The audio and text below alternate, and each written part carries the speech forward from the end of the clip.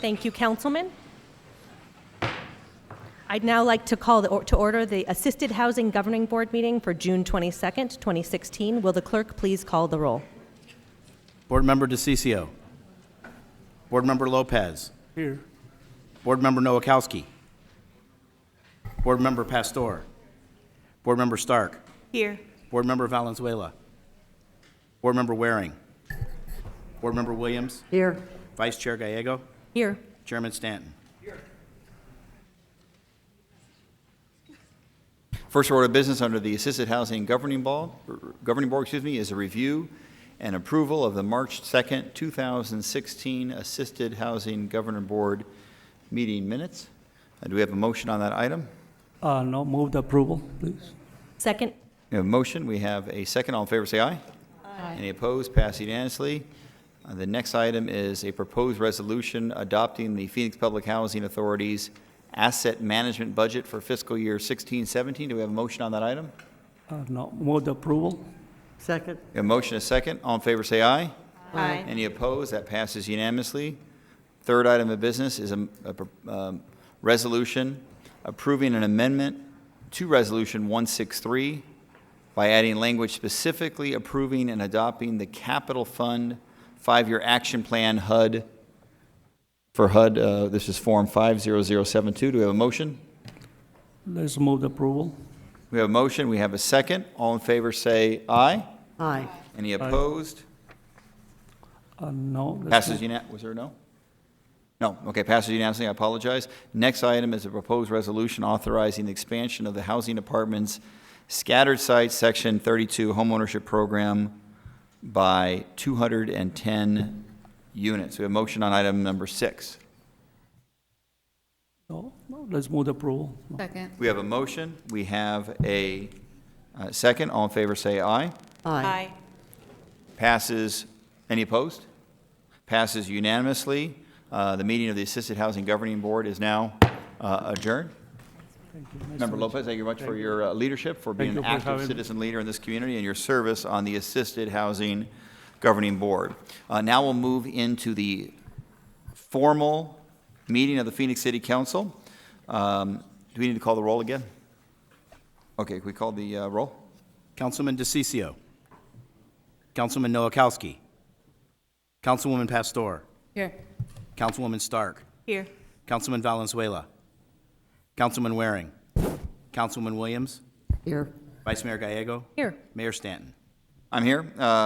Let's see, we have Ms. Holm, our interpreter for the meeting. Please introduce yourself for the audience. Buenas tardes, me llamo Judy, soy intérprete de español. Si alguien necesita el equipo, por favor venga conmigo o con el personal de la ciudad. Gracias. Thank you very much. The next portion of the meeting will be citizen comments. We have a series of citizens wishing to provide commentary before the City Council. I right now have 4 cards. Each citizen has up to 3 minutes to address this council on any subject matter that they would like. This council, under the open meeting law of the state of Arizona, is not able to respond to those citizen comments. We're here simply to listen to what the citizens have to say. Mr. Leonard Clark, did you provide testimony for the City Council? You have up to 3 minutes to do so. Good to see you. Hello, Council. My name is Leonard Clark, and I am a resident of Phoenix, Arizona. And I just want to report back to you my experiences as a Phoenix resident. The Trump rally that occurred last Saturday, for the most part, I was there as a protester against his presence, but there were many good people that were peaceful, that support Trump, and many people who didn't. But I'm here, though, to tell you that I'm appalled and horrified that, and I hope many of them are not from Phoenix. People were shouting and calling John McCain our senator, and let me tell you right now, as a left-wing tree-hugging liberal, okay, I and John McCain don't agree on anything, especially his now new proposed law to have the FBI have warrantless searches. As you probably already know, yesterday in Washington, D.C., he's co-sponsoring that legislation. But I was horrified to hear people shouting that he was a traitor, shouting that his prisoner of war experiences counted for nothing, his service to our nation. And so it's above Trump, it's above myself, but when the rancor and the hate get to the point where we put down a fellow veteran, and I don't care if you're on the left or the right, I won't ever, ever attack another fellow veteran service, especially somebody who's lived in the city of Phoenix, Senator John McCain. But I just want to say to you that I'm hoping that you could reaffirm in some way that whether we're Republican or Democrat, and I think you're going to affirm it today because we have Democrats and Republicans who sit on this bipartisan council, that we don't have to viciously attack each other and viciously call people like John McCain, because of our political beliefs, a traitor, and to degrade what he did for his country in being a POW. And I don't care if you're on the left or right and you live in the city of Phoenix. Senator John McCain he could have gotten out early out of a prisoner of war camp, and he didn't. He served our nation. This is above me as a left-winger or a right-winger. This goes back to when we serve with each other in our United States Armed Forces, and we don't ask if you're a Republican or a Democrat. We just ask, you got me covered, because those people out there are trying to kill us. So I'm just appalled at what I saw, but I'm also going to say I was very happy to see many other people, and there were some other Trump supporters who didn't agree that calling John McCain, our person here from Arizona, our senator, a traitor, and saying his POW experience didn't count for anything. Well, there were other people that disagreed, but I just hope that's not the prevailing attitude, because City of Phoenix, when we host events, I would like to hopefully see people coming together, even if we disagree politically. So that's mainly what I wanted to say, and if you don't like it, if you disagree that Senator John McCain's service is not valid to his country, you can go fly a kite. Thank you. Thank you very much, Mr. Clark. Mr. Jerry Van Gass is next, followed by Tom Sierkowski. Mr. Van Gass, good to see you. Thank you, Mayor, Council. Jerry Van Gass. This past week, the breaking news has been the record heat and the victims of that heat. Past Sunday, which was Father's Day, I was out at Camelback Mountain, Echo Canyon Trailhead, to make sure people had water, etc. And I had the newspaper with me, and I was standing next to a reporter with the remote truck from Channel 15. And this article was in there, said Southwest braces for brutal temperatures. There's a paragraph here. The Phoenix Parks Department is posting extra rangers at hiking trails, warning visitors of the dangers and asking them to be off the trails by noon. That's a crock of you-know-what. There were no rangers. There are no extra rangers, folks. There are no extra rangers. That park, that district, the Papago Ranger District, encompasses Camelback, Piestewa, Papago Park, Dreamy Draw, as many visitors as Glacier National Park. We have 14 rangers covering that whole district. There were 2 on duty that day. There's 5 trailheads. How is it possible to have extra rangers when you don't have enough to even cover the ones you have? That shouldn't be the case, because back in 2008, we had 60 full-time rangers. We have 50 now. There's twice as many hikers out there as there were in 2008, more than the Grand Canyon, which is over 5 million people. They deserve the same public safety that we give people here in town, at our resorts, etc. They don't deserve to be sent out there on a self-guided hikes with nobody to look to. There's a picture also here showing them rescuing somebody at Papago Park. I defy any of you to go out there any time of the day and find a ranger, because there are none. They don't have them. That's the bottom line. This council sent this proposition out 8 years ago. For the voters, 85% passed it. The 2 top items: add more park rangers, hire more park rangers. Quit talking about it and do it. All right, thank you very much, Mr. Van Gass. Next will be Tim Sierkowski. Good afternoon, Tim Sierkowski. Thank you so much for allowing me to be here. A number of years ago, I asked to have more rangers. And I kept asking, and I kept asking, and I kept asking for more rangers. I'm trying to figure out how many people really have to die on our mountains before more rangers are hired.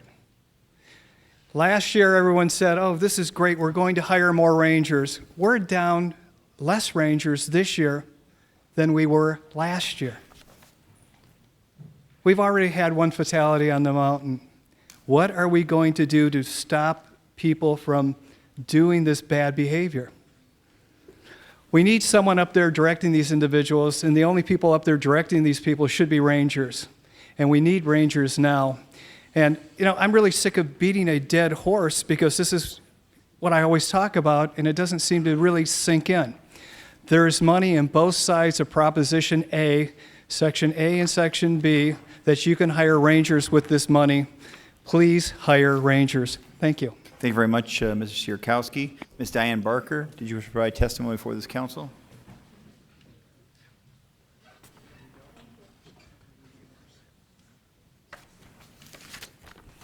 Yes, good afternoon, Mayor and Council. Diane Barker. I'm in District 7, and I'm doing a follow-up on June 1st. I submitted in regards to the PMA contract and the Phoenix transportation system, not only what Mr. Commissioners wanted me to send at Roy Miller about the needed oversight of that committee in the contracting, but also in-depth research which shows that it was non-competitive contracts. I got a nice thing back from the city management, and she's thanking me for submitting Roy Miller's comments.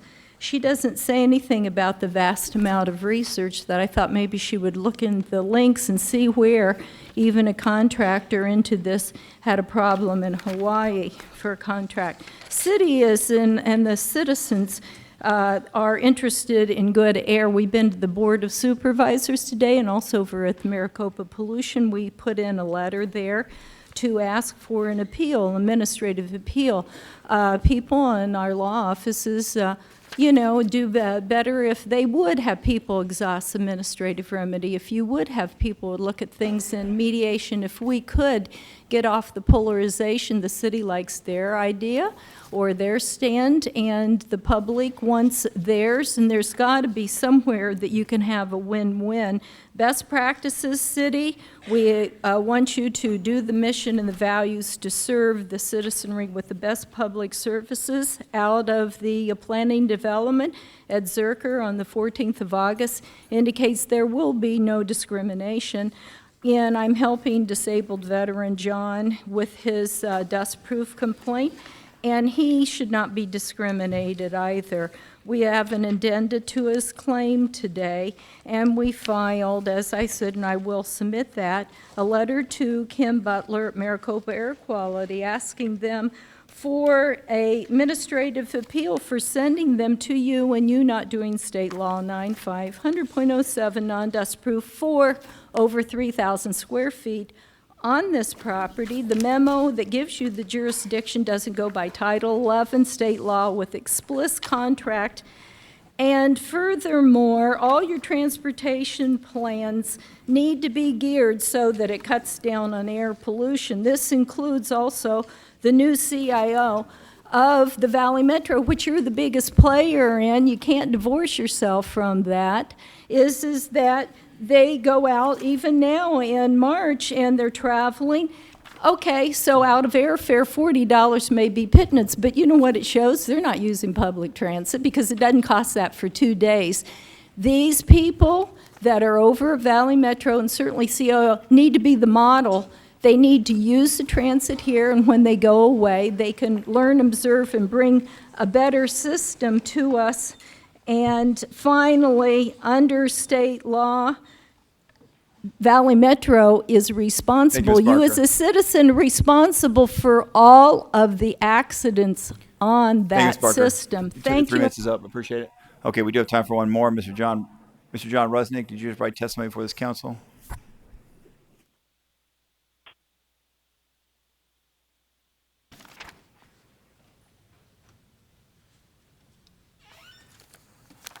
I'd like to talk about my driveway. It took 3 times to do the driveway. 3 times it was wrong. We used half-inch rock, and it's supposed to be less than a quarter, no more than 3/4. Why can't Ellen Stevenson and Chris Howlett do it right? Why don't they do this according to all the ordinances? It's 1/4 to 3/4. And they gave him, the guy next door, where the problem is, they gave him an alternative, but rock to use. He used it. He was supposed to use it 1 1/2 inch thick. He done it 3 to 3.5 inches thick. And they said the AAA outfit that he got this stuff from was 1 inch to 1.5 inch. Otherwise, it was going to move, and it would move. Right now, it is moving. Thank you. Thank you very much, Mr. Resnick. I have no other cards to testify before this council for citizen requests, so we'll move on with our agenda. Before we do, I just wanted to hand the floor to Councilwoman Williams, a special announcement.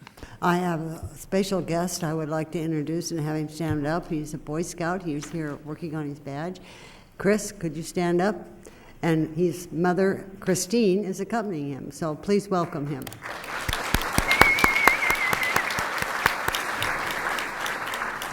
Thank you, Mayor. Mayor, I think we have a couple more. Please go ahead, Councilman. Thank you, Mayor. I'd like to welcome Boy Scout Troop 278, Josh Carson, if you could stand up. Thank you, Josh. Ian Elliott, William Lohman. Now, you guys are on TV. You're going to be famous, okay? William Lohman. William, are you here? Gage Rainwater. Garrett Rainwater. Imagine you guys are brothers, right? Nico, where are you? Melena's, I've known her since high school. That's his mom. Alex Tavasoli. And then Ty Bijams. Thanks, kids. So they are out visiting. They're looking for their badge here as well. And they're out here to get the chance to see what the council chambers are like and how they vote. And let me ask them one simple question. Who is my boss? Answer. That's right. We learned that today. Everyone, the public is my boss, right? Thank you, kids. Thanks.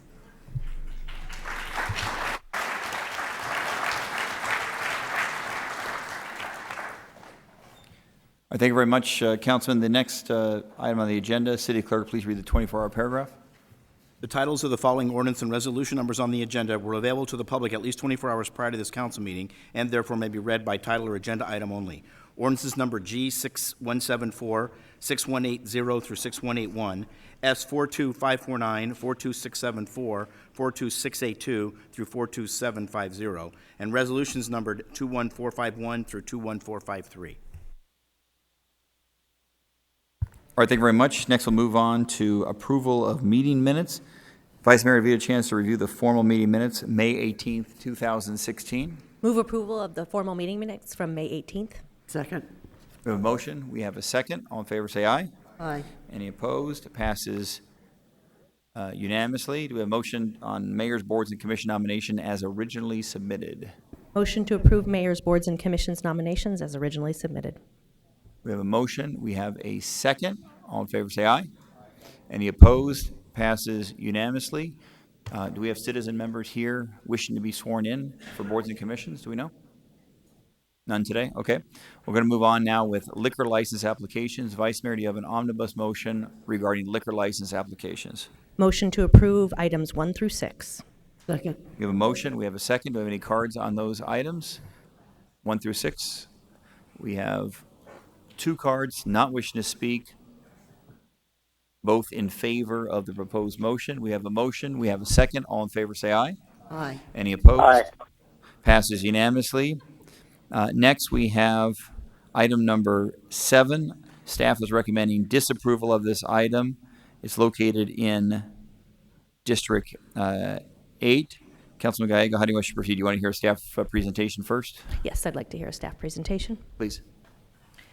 Mayor, members of the council, my name is Denise Archibald with the City Clerk Department. This is a request for an ownership and location transfer of a Series 6 bar license from Tempe for a topless bar doing business as Pink Rhino Cabaret. This location was previously licensed for liquor sales and currently has an active interim permit. Consideration should be given to the applicant's personal qualifications. In regards to the location, there's a presumption that the public convenience and the best interest of the community were established at the time the location was previously licensed. Staff recommends disapproval of this application based on a police department recommendation for disapproval. All right, thank you very much. Next, we'll ask, there's 4 cards in the item. The applicant is represented by Francis Slavin, so I'll ask Mr. Slavin to come provide testimony first, and then we'll hear from Detective Westfall and a couple of other cards. And then, Mr. Slavin, if the detective raises issues that you didn't have a chance to address, I wouldn't give you the opportunity to come back up and specifically address any statement that the detective makes, so we have all the information we need to make this important vote. Mr. Slavin. Thank you. Mayor Stanton, Vice Mayor Gallego, and council members. I'm Francis Slavin. I'm appearing on behalf of the applicants, Patrick Henry Zanzuki and Mark Simons Cumming. Mayor, do I have maybe 5 minutes to do this presentation? I don't know if I can get it in 2 minutes, so. Okay, because there are 3 cards on the other side, I'll give you up to 5 minutes to make your presentation, assuming, as quickly as possible, and then reserve any time for purposes of rebuttal as necessary. Okay, thank you. Again, I'm here today to represent both these gentlemen. I've known Mark Cumming. We practiced, and his wife for 30 years. Mark and I practiced law in the mid-'80s and the early '90s, and more than one occasion we found ourselves presenting zoning cases before the city of Phoenix. Mark is a member in good standing of the State Bar of Arizona. He is one of the 2 applicants that you will be voting on or considering on these applications. When we were first asked to look at this matter, we understood it might be just a zoning matter, and there was a question whether or not there was a permitted use at this particular location, but it quickly transitioned into something more serious when we were provided a copy with the police department report. I apologize to you. I have given you today materials about that thick, and I'm not sure it's fair to ask you to vote today or not vote today, except I was told that we can't make a PowerPoint presentation, so I tried to do the best I could by giving it to you, if you will, in writing. But our concerns arise from several untrue statements, misrepresentations, and omissions contained within that report, which cast a false light on my clients and will damage their reputation. And I don't say that lightly here today, and I apologize to you if I come across otherwise. I'm here today to bring these concerns to your attention so that you may more evenly evaluate my client's application with complete and accurate information. The information that I supplied to you essentially consists of some prepared statements I was going to make during the PowerPoint presentation, also the PowerPoint slides, and there are probably 15 or 16 items attached to there, in order for us to be as completely transparent and informative as possible on this particular application. Here are the major concerns we have. Number 1, the report attempts to use a prior application of a person by the name of James Boyd to cast Mr. Zanzuki and Mr. Cumming in a false light, accusing them of attempting to hide their identities with regard to Mr. Boyd's prior application for the 3613 East Van Buren Street application. I have provided to you information in this packet which shows that there is no element of truth whatsoever in those statements contained in the police department report. The materials that we have submitted show that Mr. Zanzuki and Mr. Cumming purchased the liquor license, an interim permit, and a leasehold interest in the 3613 East Van Buren premises. All of those relevant purchase documents are contained in the materials I have submitted to you. They are transparent. There is nothing to be hidden in those applications. It's all been completely disclosed to you and to the liquor department.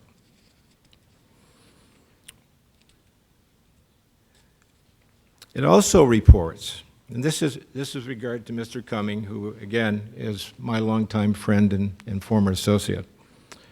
It reports that the Band-Aids Show Lounge, which Mr. Cumming has been an owner of for 16 years, had 10 complaints filed with the state liquor department.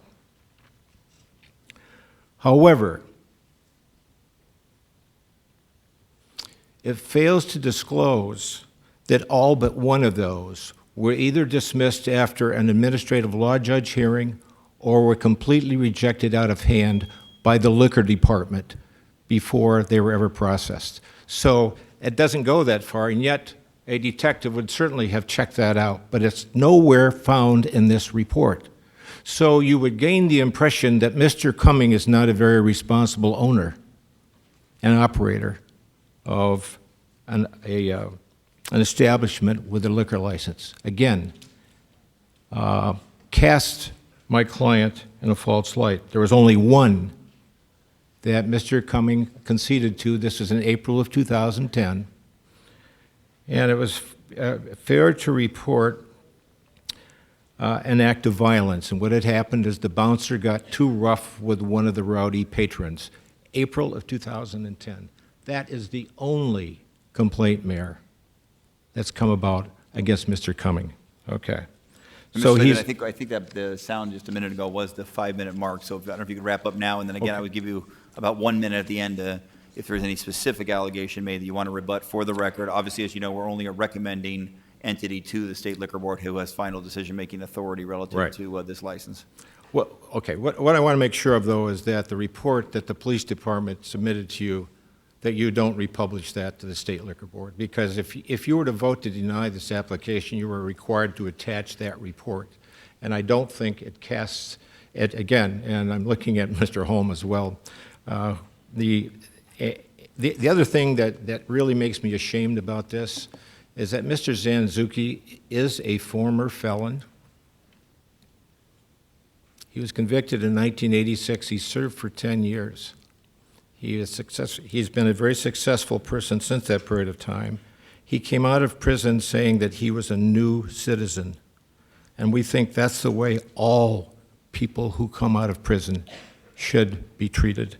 I have, for the record, a copy of a letter from Mr. Zanzuki's tax accountant that says between the years 2003 and 2014, he paid federal income taxes of $1.3 million, and he paid state income tax of $150,000. And yet, the test here is whether or not Mr. Zanzuki and Mr. Cumming are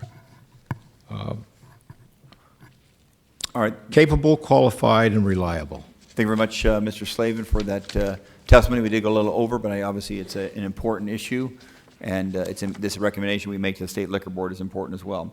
Detective Westfall from the Phoenix Police Thank you. Department, are you wish to provide testimony for this council, followed by Kimberly Gomez, followed by Mike Bell.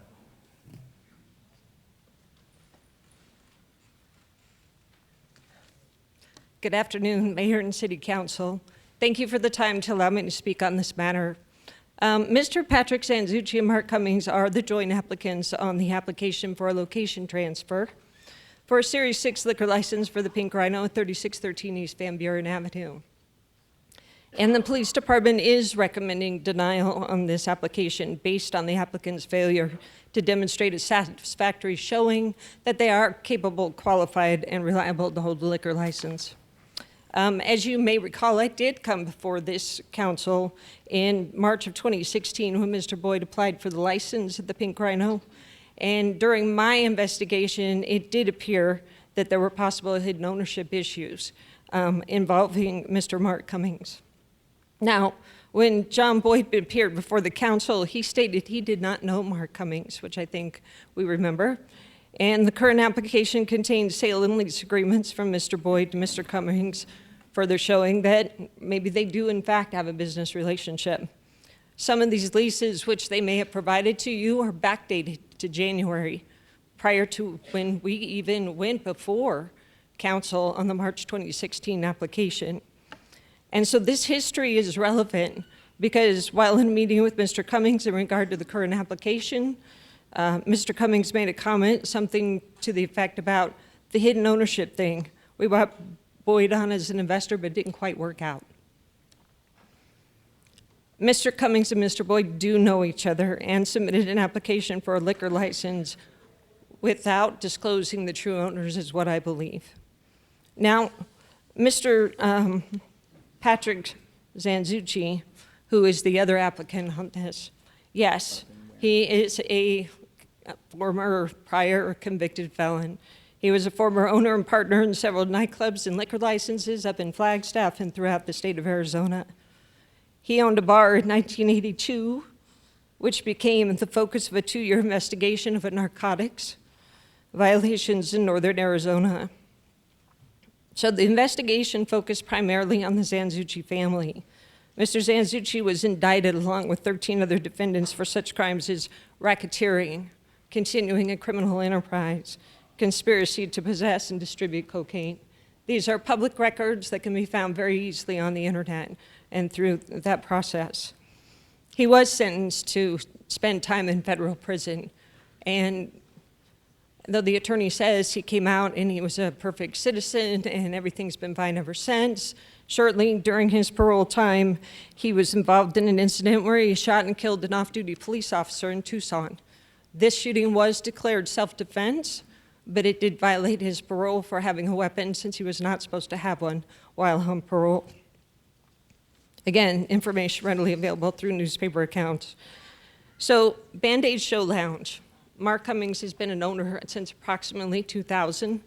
We have had calls for service. That's not necessarily uncommon to a strip club, but we've had violations. And though he says, okay, well, I've only had 1 or 2 violations, of those violations, they were dismissed on what we would call, maybe you would call a technicality. Oh, that's dancer who got in a fight with somebody. They're not technically an employee, so you're not responsible. But it did happen. Failure to report an act of violence. That was bad on our part because we didn't prove intent on the police report. Did it happen? Yes, it did. Licensed, intoxicated, disorderly on the premises, the licensee. Oh, wait, once again, this is not an employee, this is a contract employee, so they dismissed it. There was a report of violence back in 2010. They did do a consent agreement with the State Board of Liquor for $1,750 fine. I do not believe the applicants are capable, qualified, and reliable for this license. Thank you. Thank you very much, Detective Westfall. Any questions for Detective Westfall? Next up will be Ms. Kimberly Gomez. Did you provide testimony?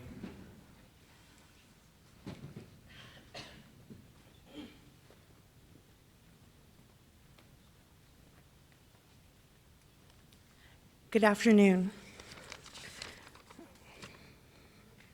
I'm Kimberly Gomez, the manager of Escala Central City Apartments located directly across the street from the Pink Rhino, and I'm here today to oppose the issuance of a liquor license application for Mr. Cummings and Mr. Zanzucci. The property I manage is an affordable luxury apartment home property, and in the past has been directly involved in an abundance of criminal activity stemming from the Pink Rhino, trespassing, illegal use of our parking, gunfights that stemmed from across the street, ended up in our property, fights, sex acts, loud music from vehicles with people dancing provocatively around the vehicles that ended up on our property, drunk and disorderly contract, drug use, sex acts. It's just completely and utterly out of control what we've had to deal with in the past. The applicants, I do have concerns with their backgrounds and intentions to provide a safe establishment for the community. Mr. Zanzucci has a serious criminal background while owning an establishment of this sort. To my knowledge, Mr. Cummings was a party of interest in a previous application with one Mr. Boyd. And Mr. Boyd was not forthright with his application process that Mr. Cummings had an interest. I believe there's a risk that the license will fail to conform to the requirements required to hold such a license. The Pink Rhino has not been open since last summer, and the closure has had a positive impact on our business, our residents, and the surrounding community. Thank you. Thank you very much, Ms. Gomez, for that important testimony. Mike Bell, you should provide testimony before this council on this liquor license recommendation.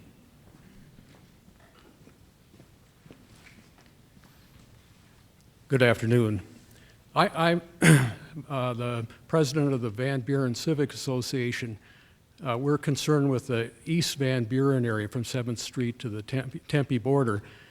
We represent businesses, neighborhood associations, charities, social service agencies, and we meet with City of Phoenix employees, including members of the police department.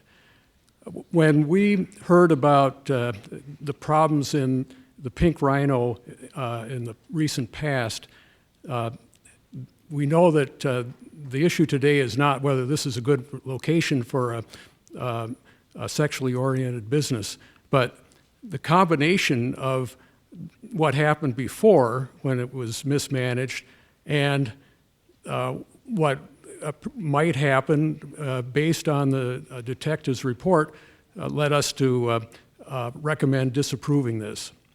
Thank you. Thank you very much, Mr. Bell.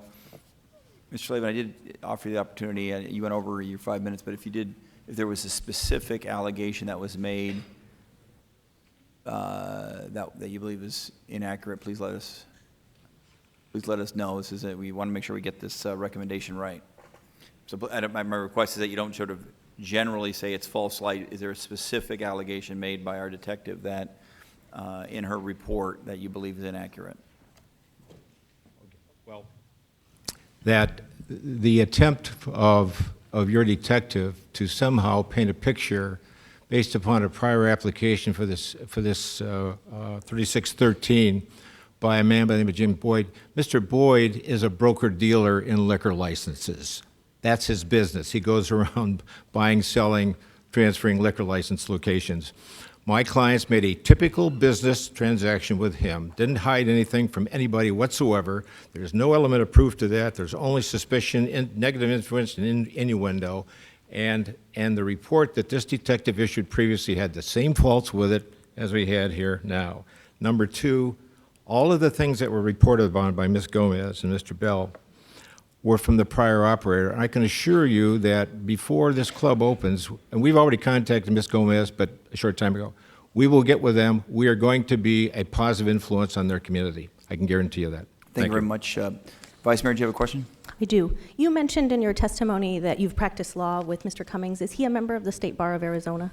Mayor Stanton and Vice Mayor Gallego, yes. Mr. Cummings is a member in good standing. His license is inactive, but he's still a member in good standing of the State Bar of Arizona, and he's never had any violations. Okay, we attempted to locate his license and could not. So. Okay, yeah, no, he's inactive, but he is I can tell you that I know for a fact he is. So I can avow that to you. Thank you. Thank you. All right, thank you very much. Any additional questions? Okay, the proposed liquor license is in District 8, so I'll now turn to Vice Mayor Gallego to see if she has a motion on the item. Thank you so much, and thank you to the community members who have been our partner in this very important area of our city. We've been very proud of the work that the Van Buren Civic Association, Discovery Triangle, and others have done to invest in this dynamic area, and so thank you. Thank you to your partnership. Many members of the community have spent a lot of time in this, trying to meet with the owners, trying to visit their other establishments, and we really appreciate your engagement. Some of the information that came up was hard to hear, but I won't go into details so that our visitors here today maybe come back again someday to Phoenix City Council meetings. But this City Council has unanimously voted in the past to recommend disapproval of a liquor license at this establishment and location, and I hope that we will do so again today. I move disapproval of item 7 based on a police department recommendation for disapproval because of concerns with the applicant's personal qualifications. One applicant was a hidden owner, failing to disclose ownership on a previous application for this location as required by law. Another applicant has a concerning criminal history. the applicants have failed to demonstrate the capability, reliability, and qualifications required to hold and control a liquor license. All right, we have a motion for disapproval based upon the police department issues raised by our Phoenix Police Department. We have a second, noting for not just Mr. Slavin, but also for members of the audience, this body does not make final decisions on liquor license applications. We do make a recommendation to the state liquor board. I think a lot of these issues that were raised today will probably be relitigated there. We're sort of uniquely unqualified to dive deeper than what the police department research and investigation has done. But I think that the police department acting in good faith, providing important information to this council so that we can make the most informed decision possible, does not present anyone in a false light. There's just the police department doing their job as they are supposed to do. I will be supporting the motion. Roll call. DeCiccio. Nowakowski. Yes. Pastor. Stark. Yes. Valenzuela. Yes. Waring. Williams. Yes. Gallego. Yes. Mayor Stanton. Yes, so the motion for disapproval passes unanimously. That will create a need for a full hearing before the state liquor board. Those citizens who are concerned about this liquor license should pay close attention to when that date is so you can provide testimony before the state liquor board as well. Thank you, everyone, for providing that important testimony on that item. Next item is ordinances, resolution, and new business. Vice Mayor, do we have a proposed omnibus motion on those items? We do. Motion to approve items 8 through 92, except the following. Items 8H, 8AA, 8AH, 8Z as in zebra, 12, 15, 17, 18, 19, 25, 28, 35, 36, 37, 39, 46, 52, 53, and 71. Items AK and 54 are as corrected. Item 17 is being continued to July 1st, 2016. Item 56 has been withdrawn, and the following items have been excluded for public comment. 9A, 25, 31, 36, 37, 38, 44, and 92. All right, that is our omnibus motion for today. Are there any, there's a second on that item? Second. Was 39 excluded as well? Okay, so 39 was excluded. Any other items that members of this council would like to exclude from the omnibus motion? All right. 31 is excluded, correct. Okay. Roll call. DeCiccio. Nowakowski. Yes. Pastor. Yes. Stark. Yes. Valenzuela. Yes. Waring. Williams. Yes. Gallego. Yes. Mayor Stanton. Yes. Item 31 concerns taxi cab services revenue contract solicitation. My understanding is that numerous cards on 31. I request that we hold that item till the end of the meeting so we get through the remainder of the business as quickly as possible for the citizens that are here, and we'll then deal with 31 at the end of today's meeting. Next item on the agenda then is an item on our payment ordinance. It's item 8H. Do we have a motion on 8H? Move approval. Second. We have a motion. Do we have a second? Are there any comments? Are there any cards on 8H? Are there any comments or questions by members of this council? Roll call. DeCiccio. Nowakowski. Pastor. Yes. Stark. Yes. Valenzuela. Yes. Waring. Yes. Williams. Gallego. Yes. Mayor Stanton.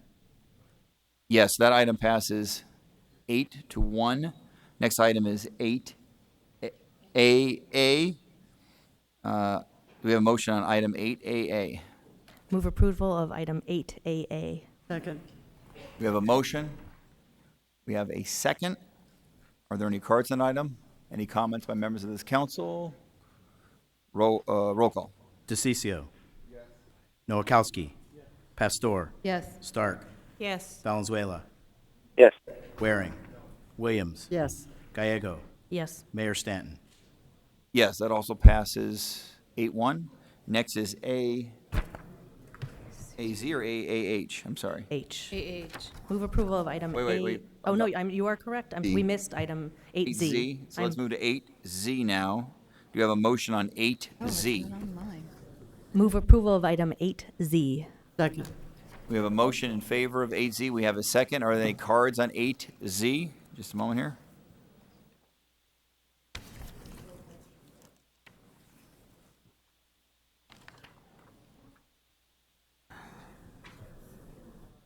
Okay. We have a motion in favor of 8Z. We have a second. Any comments or questions by members of this council? Roll call. DeCiccio. Noakowski. Pastor. Yeah. Stark. Yes. Valenzuela. Yes. Waring. Williams. Yes. Gallego. Yes. Mayor Stanton. Yes, that item passes on a 6-3 vote before the city council.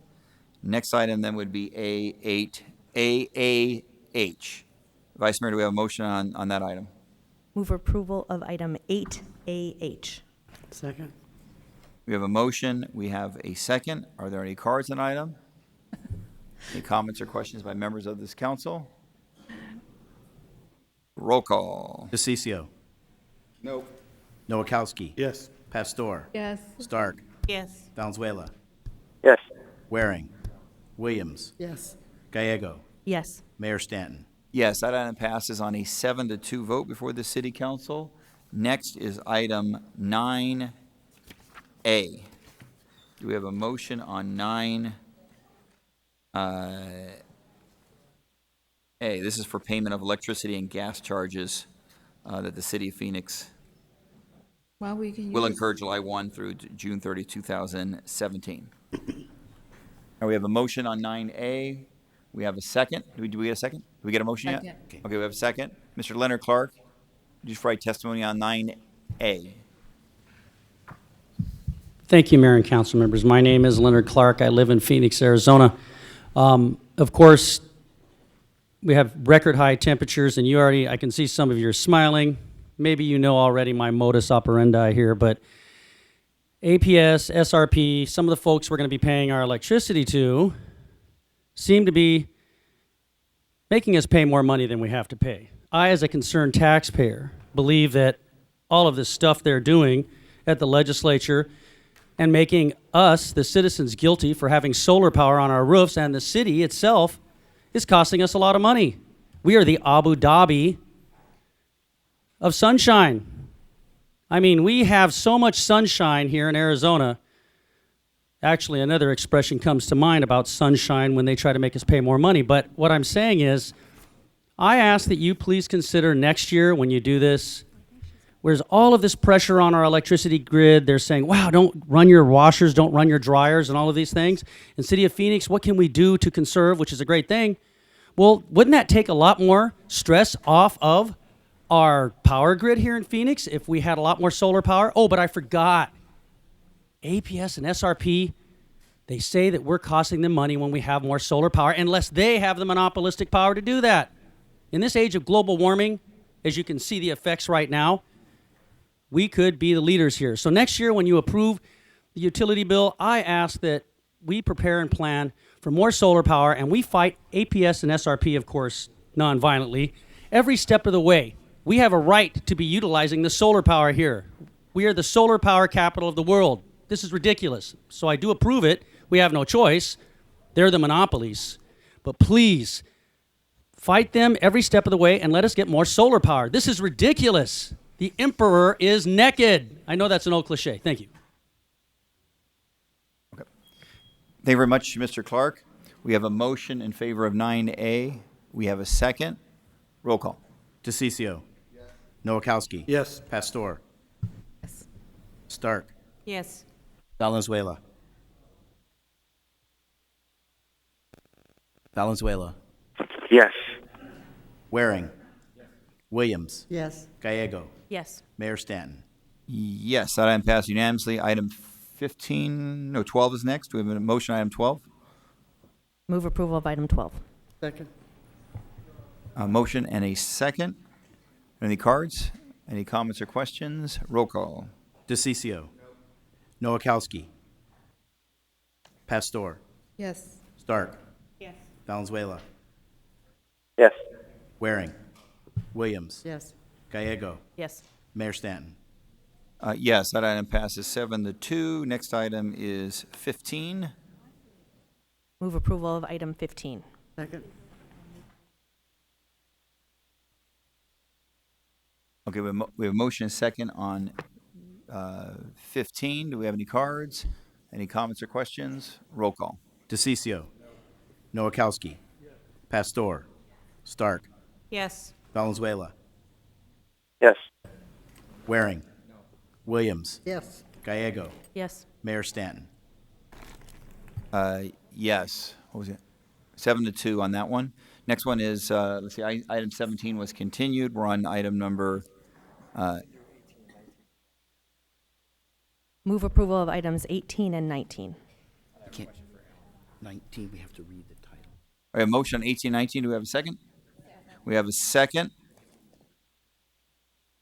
Oh. Okay, so let's do 18 only because we have to read the title on 19. So if we could amend the motion, just make it 18 only. Move approval of item 18. All right. We have a motion. We have a second. Councilman Warren, you have a question on 18. I did. Alan, this is a reduction in impact fees, effectively? Mayor, Councilman Waring, yes, this is a minor amendment to our infrastructure financing plan that is reducing impact fees. Thank you. All right. Roll call. Yes. Noakowski. Yes. Pastor. Yes. Stark.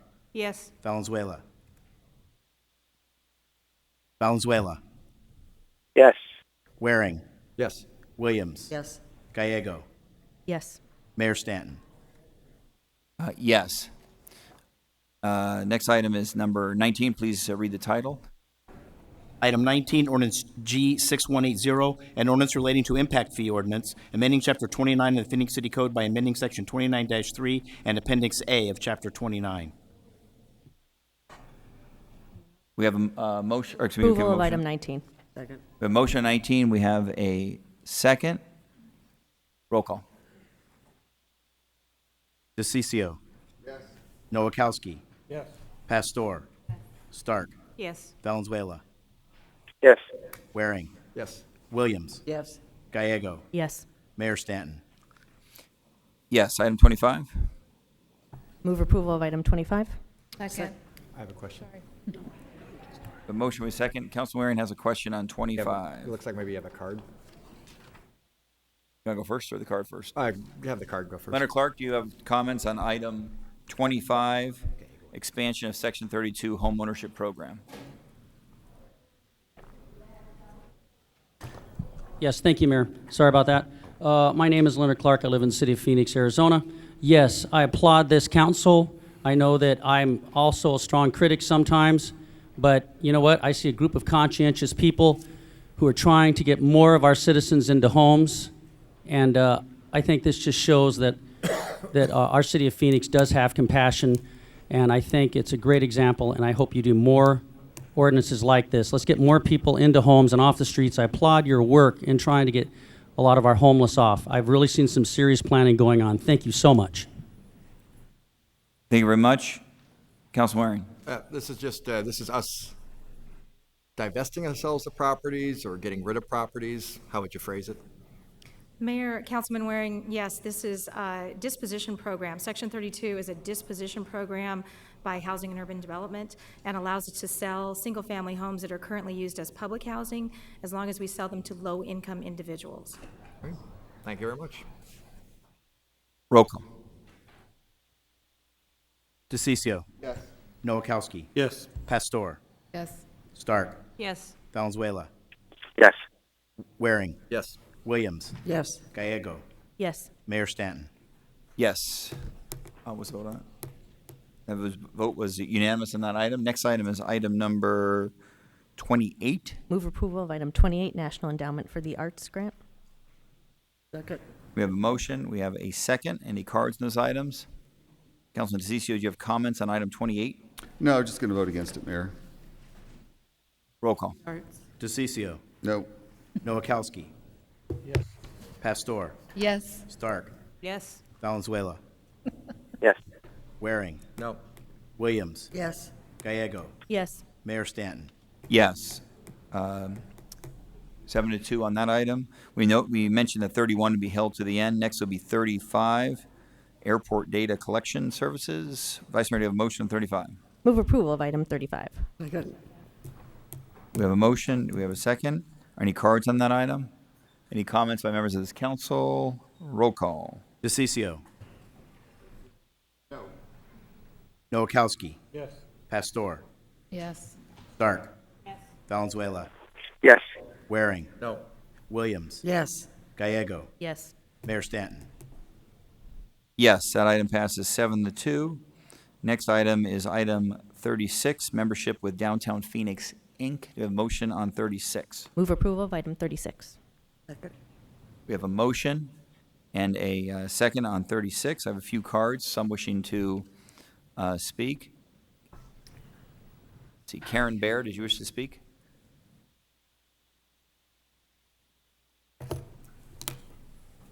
And that'll be followed by Eric Bear.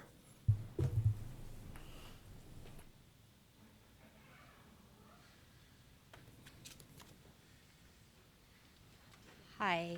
I'm being scolded and chastised to be nice and By who? paraphrase it as questions. I'm also reading on behalf of Bramley Pollen. If you could just move the mic a little closer to your mouth so folks at home can hear you. Oh, Thank you. sorry, Perfect. sorry.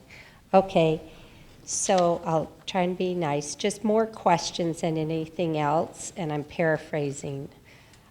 Isn't the city already a member of Downtown Phoenix Partnership, paying a substantial amount of money annually through the downtown bids assessments? Does not DPI, aren't they a nonprofit organization that provides the same services as Downtown Phoenix Partnership? I'm trying to change this to question forms to be nicer, as I was told. Does there need, because it's taxpayer money, to be an open, transparent procurement process involved rather than automatically always going to DPI? Let's see here. And this seems, does this affect other council districts throughout Phoenix, such as 4, 7, and 8? And if so, does there not need to be public notice for this type of item? And by the very definition of conflict of interest, since many of you serve on the boards, are members of one or more of the 3 tiers of DPI affiliates, does that not propose a conflict of interest by the general definition, not the changed definition? I'm sorry, I'll be nice. Not the changed definition by your City of Phoenix pamphlet. Other than that, they're telling me to leave before I say more. Okay, thank you very much, Ms. Bear. Mayor, may I ask your question? You may, of course, Councilman, please. So I'm going to be a lot more direct and a lot less nice than you were here. You're basically thinking that this is a slush fund for some downtown individuals and using some taxpayer money. Yes, see, Eric? I'm going to have to agree with you on that. I'm going to be voting no on it as well. Okay, thank you.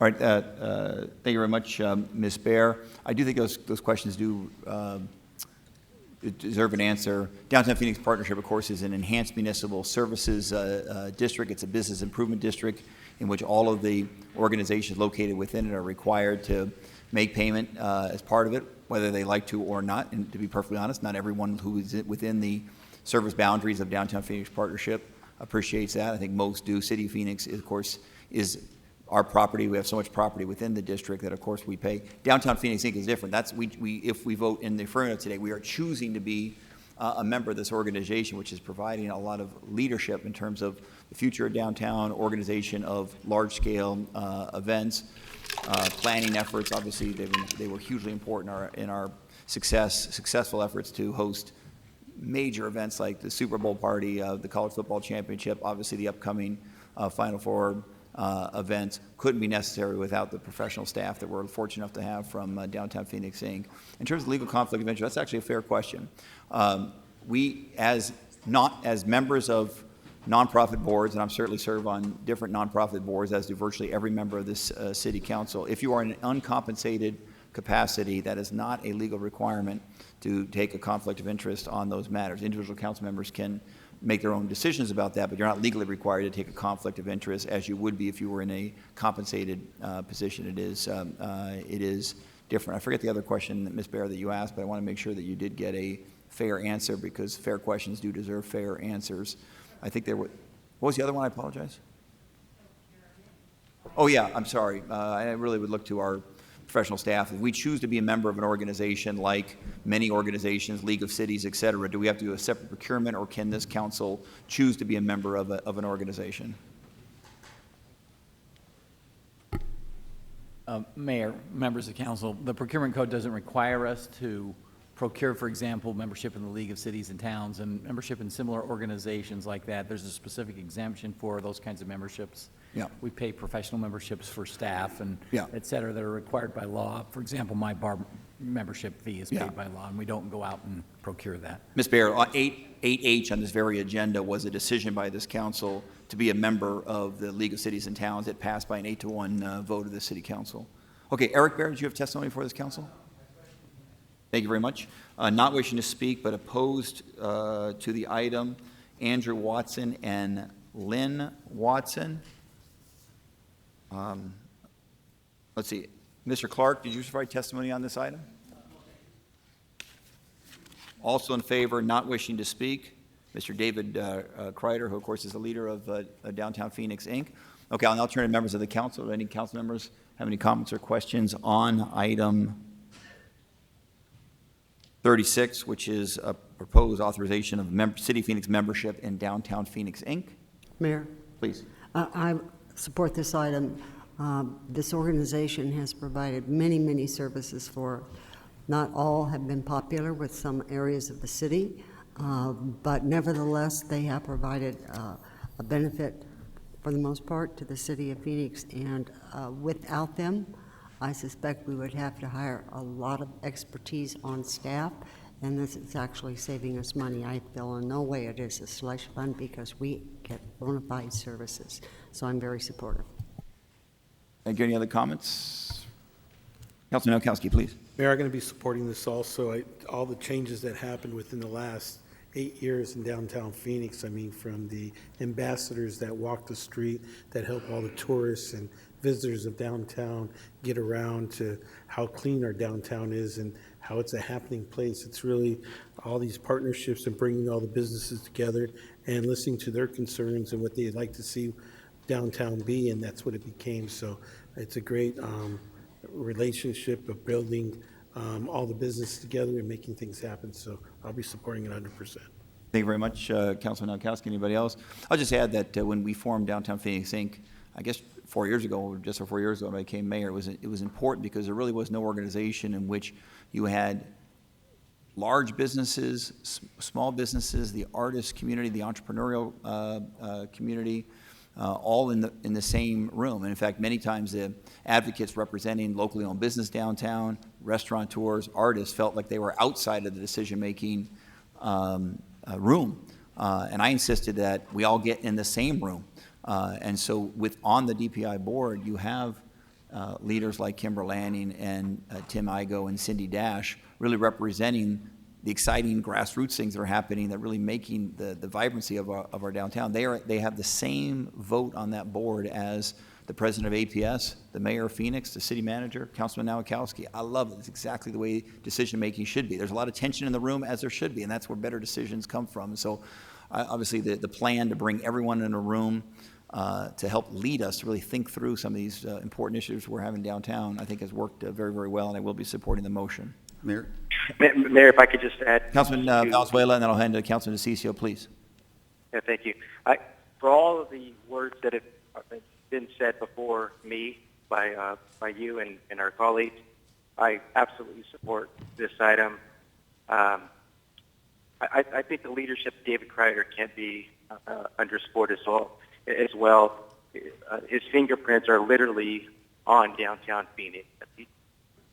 All the years with the city of Phoenix and helping to create the downtown that we all know and love now, I think it was a vital move to have, bring him into DPI and to help lead the way there. And so I'm excited for things that are going to be happening moving forward as well. So I absolutely support this partnership and this motion. Thank you, Councilman. Councilman DeCiccio? Thank you, Mayor. This is just to give you I know everything sounds rosy sometimes, but just to give you an alternative viewpoint of what's been happening with this DPI group. This is the same group that forced their way into small business owners, basically trying to tax them monies, creating a district. It even caused the state of Arizona to pass a law stopping this group from doing what they were doing. So there is a contrary position here, that you have a group here that's gone far and above the Super Bowl and things like that, to where they started imposing their will on small business owners, small individuals, property owners, trying to force their will onto them when property owners just want to do their own thing. Business owners want to do their own thing. It just wasn't fair.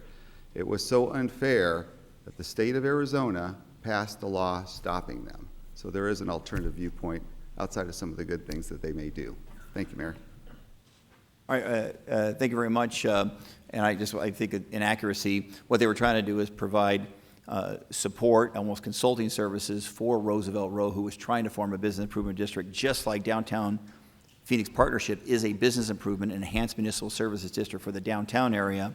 There was an attempt by many of the small business owners to create a similar organization in Roosevelt Row, and I think Mr. Kreider and the other leaders of Downtown Phoenix Inc. were pro bono offering their services to kind of help get that going at the request of the business leaders that were organizing that. So I appreciate the sentiment that it wasn't unanimously popular, but frankly, paying the dues of Downtown Phoenix Partnership isn't unanimous of all the downtown businesses, but it is a good thing for the heart of our city.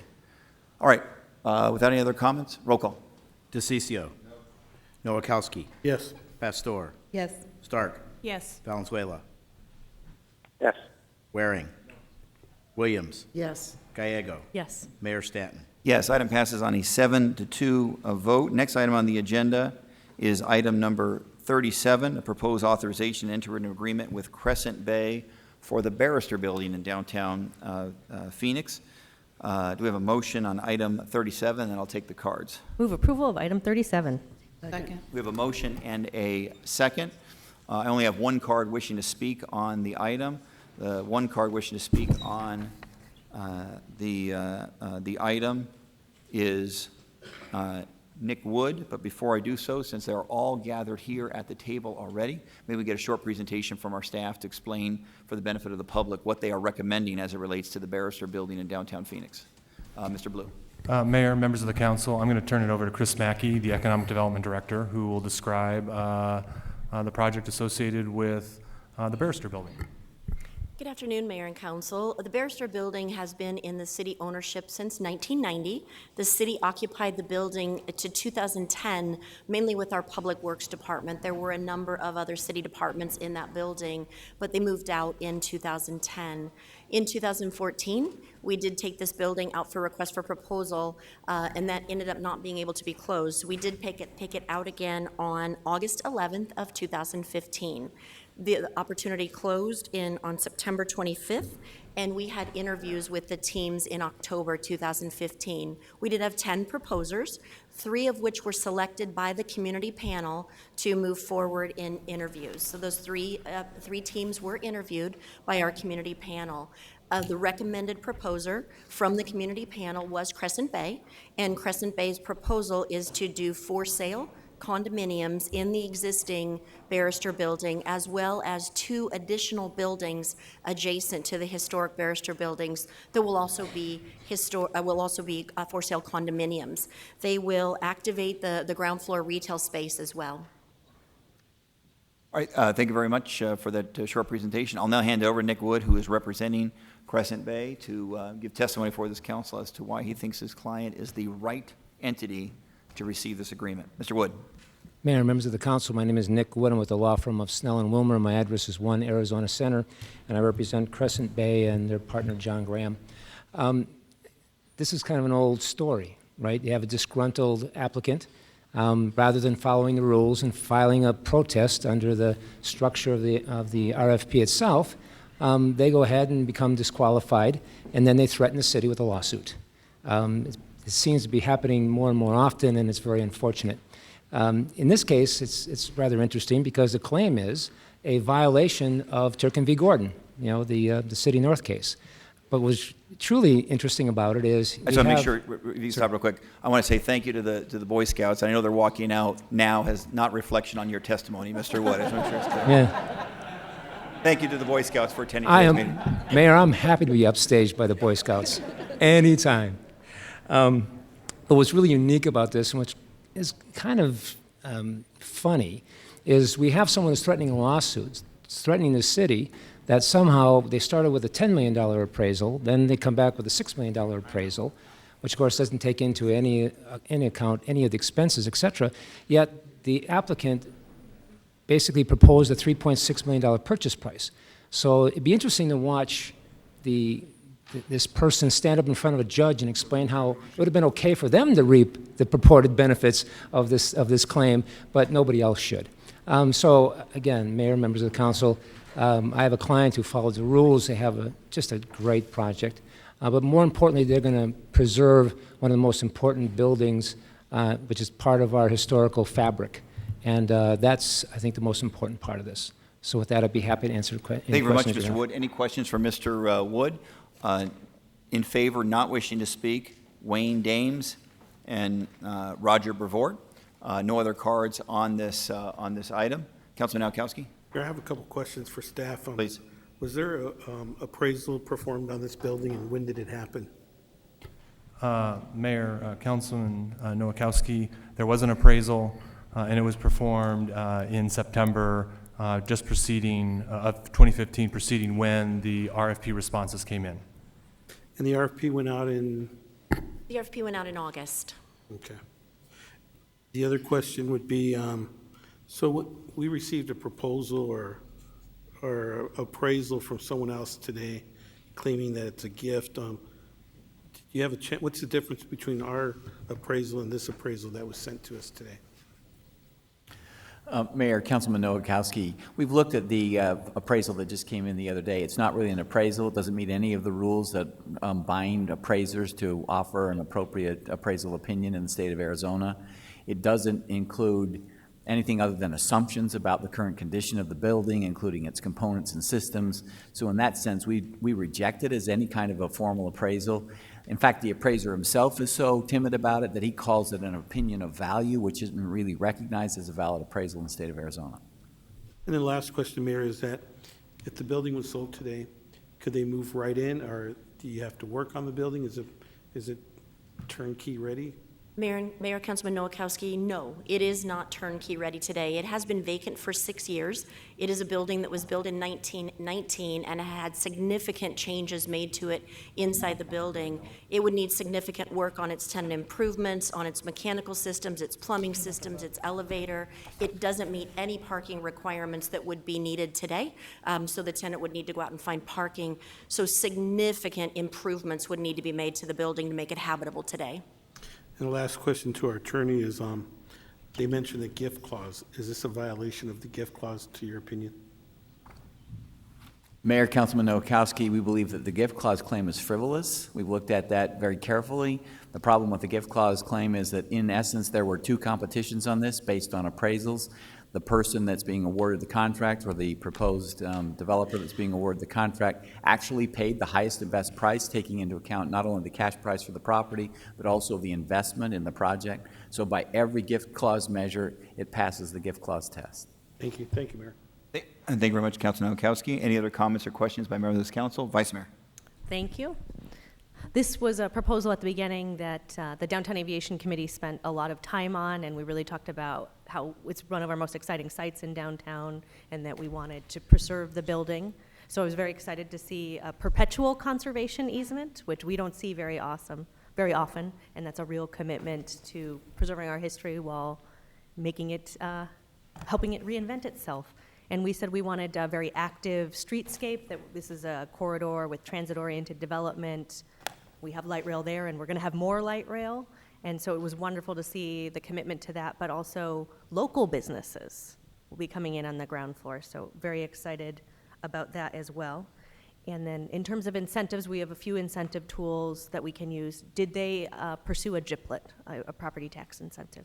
Mayor, Vice Mayor, no, they did not. These are for sale condos, and they are not GIPLET eligible, and they did not ask for a GIPLET.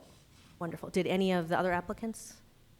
Mayor, Vice Mayor, nearly all of the other applicants did ask for, they either asked for GIPLET or they asked for incentives that are available to other downtown properties. They worded them differently, but yes.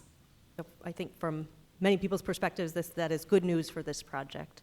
And then I think Councilman Nowakowski and I are very excited about light rail going south, which will go through this corridor. But we hear often from people, they don't want to interrupt our downtown a day longer than required when we're in the middle of construction. And so I really appreciate that this project will partner with us when they're doing construction to help us minimize disruptions, look at utilities and things that'll be relocated, and really partner on making sure that both projects happen as quickly and efficiently as possible. So a great partnership. I think this is one of our best-known buildings, and it'll be great to see it with even new amenities. Look forward to supporting the motion.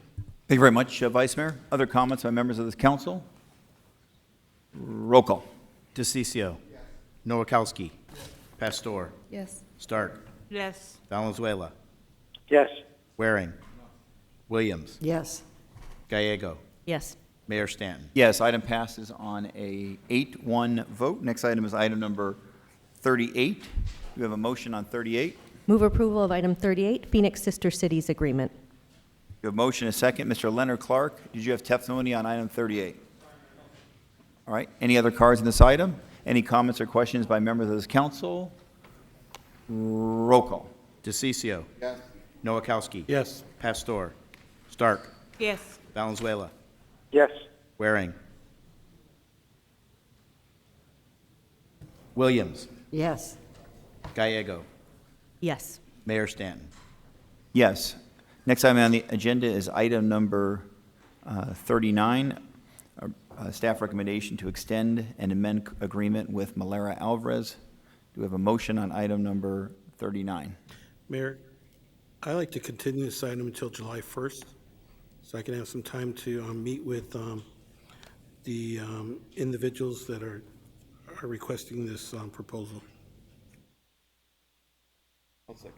Okay, so we have a motion to continue. We have a second. There's no need, this doesn't affect any in terms of the work product of the contractor involved.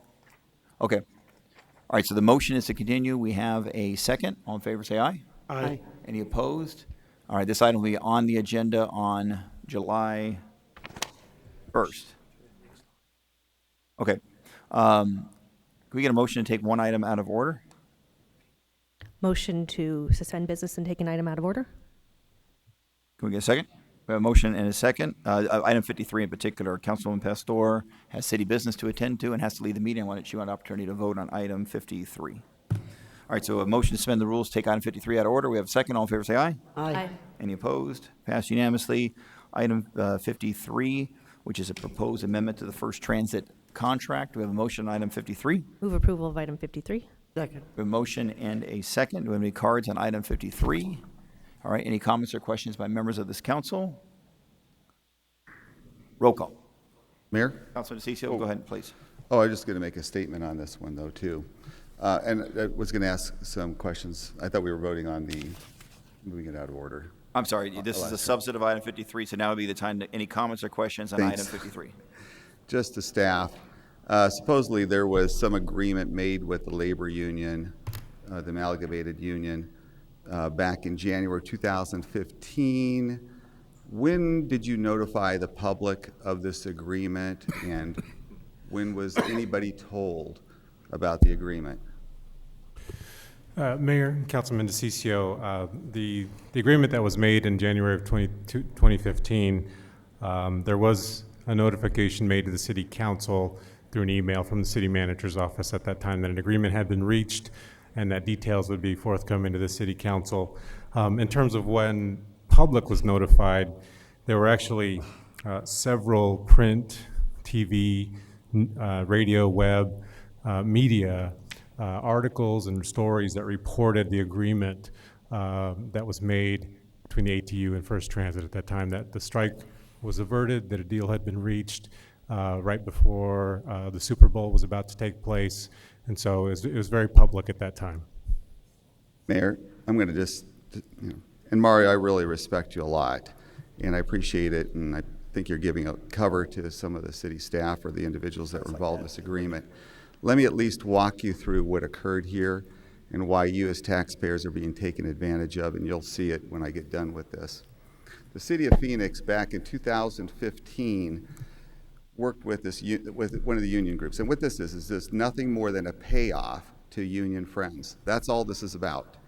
And it's $1.5 million of your money, your tax money. Now, they'll tell you it's not, but it is. Anything that the City of Phoenix has is your money. Anyone who tells you contrary to that is sending you down a wrong path. So what the City of Phoenix did is, in order to strike a deal and pay off this union, the amalgamated union, which is the transit union drivers, they agreed to pay off $1.5 million, give them a check of your money for $1.5 million back in January of 2015. They made an agreement, but nobody knew about it. Nobody knew about it except for maybe 2 weeks ago. The letter that he's referring to just basically said, oh, we've struck some sort of agreement, we'll bring some information to you forthcoming. Well, it's now 1.5 years later, and that's not very forthcoming to me. Now, I know you may say you made a little error there, but that's kind of a big thing. And if it wasn't just a payoff to union friends, this wouldn't be as much of a deal. But the problem is, it is a payoff, and that's what this is all about. And we've seen this time in and time again at the City of Phoenix. We've seen the City of Phoenix, they're going to raise property taxes. They're going to vote to do that on July 1, 26%, claiming poverty. Claiming poverty, even though the City of Phoenix has the highest revenue it's ever had in its life, ever, and with a $60 million surplus. You've seen the City of Phoenix raise over $15 million a year, per year, in addition to it, on a water tax increase, brand new tax. And now you're seeing this major giveaway to unions. So it's not going to end until you and the public start saying enough is enough.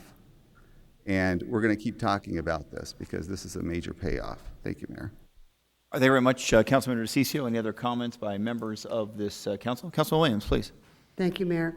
I'm not overly pleased that we have to pay this, but I understand the circumstances that brought us to this.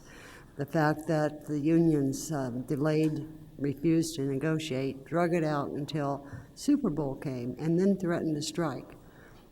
It was very important to the City of Phoenix to prevent ample transportation for people attending the Super Bowl, to present an excellent face to the world, and we could not have done that without bus service. Bus services is the lifeline to the light rail. And as it was negotiated, we then had to go a year until we could find out the amount of what would be required to fulfill the promises made. So I also believe that we had a former judge that sat as a mediator who walked through the process, made sure it was kept very above board, completely legal, and I will support this. All right, thank you very much. Any other comments, member of the council? Councilman Nowakowski, please. You know, Mayor, this is hard for me to swallow. I mean, 2010, we asked our employees to take a 6% cut, and we're struggling just coming back to 4.2 for our own employees, and we're here giving unions outside the City of Phoenix $1.5 million. I think we need to take care of our own before we go out and we reach out to other unions and support their causes. So until we fix our stuff at home, I don't think we should be reaching on beyond the City of Phoenix. If these were City of Phoenix employees, I would be 100% in agreement. It's sad that it took 1.5 years after this agreement was actually made that it comes to us as this policy board, as council members. There's something wrong. We should have known about this. We should have at least had an e-session after this decision or before the decision was made. It wasn't done that way. It wasn't done right. I don't think it's a big mistake that someone made, and I think somebody needs to be accountable for it. And I think it's important that we take care of our own unions before reaching out. So I'll be voting no on this issue. All right, thank you very much, Councilman Nowakowski. Any other comments by members of this council? Roll call. DeCiccio. No. Nowakowski. No. Pastor. Yes. Stark. Yes. Valenzuela. Yes. Waring. Williams. Yes. Gallego. Yes. Mayor Stanton. Yes, the item passes on a 6-3 vote before the city council. Can we take one more item out of order, and that is item 71? Motion to suspend the rules and take item 71 out of order. We have a motion with a second. All in favor, say aye. Aye. Any opposed? Passes unanimously. Item 71 is on the dais now. Vice Mayor, do you have a motion on 71? Motion to approve item 71, contract with Recycle Bank for Public Works Community Outreach and Awareness. Second. We have a motion. We have a second. Do we have any cards on item 71? Not wishing to speak, but in favor of a contract with Recycle Bank is Paul Wynn, Diane Daster, Jeff DiGregorio, and Stacy Champion. Now turn to members of this council. Any comments or questions on item 71? Mayor, Councilman Nowakowski, please. do we have staff here that can answer some questions? We have staff from Public Works, the appropriate department. Karen Peters is the Deputy City Manager in charge of Public Works. John Jahir, the Director, is here as well. Councilman, do you have questions for any of our professional staff? Oh, absolutely. We're talking not to exceed $9.8 million, and this is really outreach to educate individuals, basically mostly in South and West Phoenix, on recycling.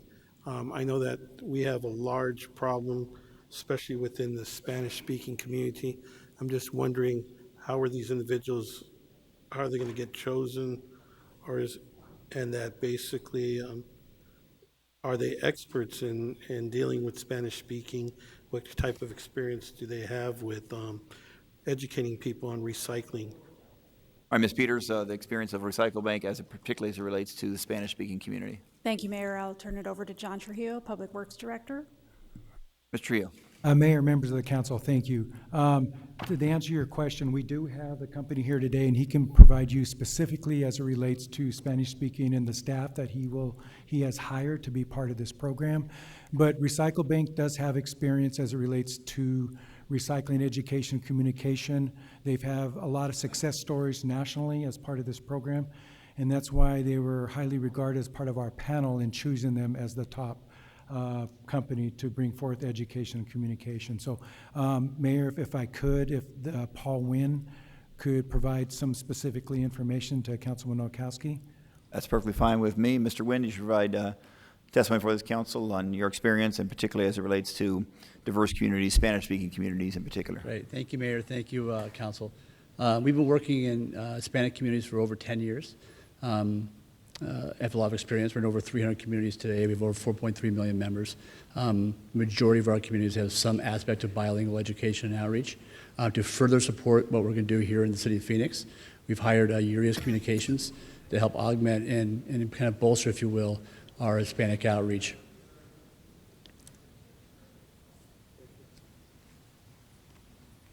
All right, thank you very much. Any other comments or questions by members of this council? Mayor.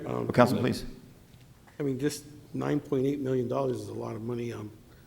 We don't have in-house staff can actually go out there and educate individuals on recycling and on this program that we have to go out there and outsource $9.8 million. All right, so I'll turn to our staff. Why are you requesting this contract, and how will this contractor, if successful today, be compensated? Mayor, Councilman Nowakowski, this program that we're talking about, it's not specifically just to educate and communicate. It also provides incentives for residents that recycle right and do the right thing, as well as reduce contamination. It also helps local businesses, as well as driving these residents to their businesses. So a good example is this company would provide incentives to those residents that are part of the program and incentivizes us, and they get discounts and or gift cards to go to these local businesses and support them as well. So it's an incentive as well as an education and communication program. And to your point also, Councilman, it's going to take a lot of staff and a lot of effort to meet our 40% as well as zero waste goal. And we feel that a company like Recycle Bank that has successes in other cities that have proven that their methods do work. They have Philadelphia, and there's others back east and some as well where they've shown that they've reduced contamination as well as increased diversion. Now, are there benchmarks, Mayor, I'm sorry. Please go ahead, I'm sorry. Are there going to be benchmarks to make sure that they're actually reaching some type of goals, and if there's a chance for us, if they're not meeting those goals, to reconsider this contract? Mayor, Councilman Nowakowski, I'm going to let Ginger Spencer, our Assistant Director of Public Works, she has that specific information. So Mayor Stanton and Councilman Nowakowski, this is a performance-based contract that does have performance standards and measures entered into the contract. Basically, we're looking at 3 components with this contract. We're looking to reduce waste. We're also looking to increase our recycling diversion, as well as to reduce our contamination rate in our recycling. So the specific benchmarks are, we are looking for them to decrease recycling materials in our residential garbage from 13.7% to 8.7%, for example. We're also looking to have them decrease contamination rate in our residential recycling from 22.9% to 17.9%. Those are just 2 of the examples that are actually listed in this performance-based contract. Councilman? Mayor, I think we should have started with a smaller amount and build up. $9.8 million is a lot. I'm going to be voting no on this. Thank you very much, Councilman. Councilwoman Pastor. I have a question about the incentive piece.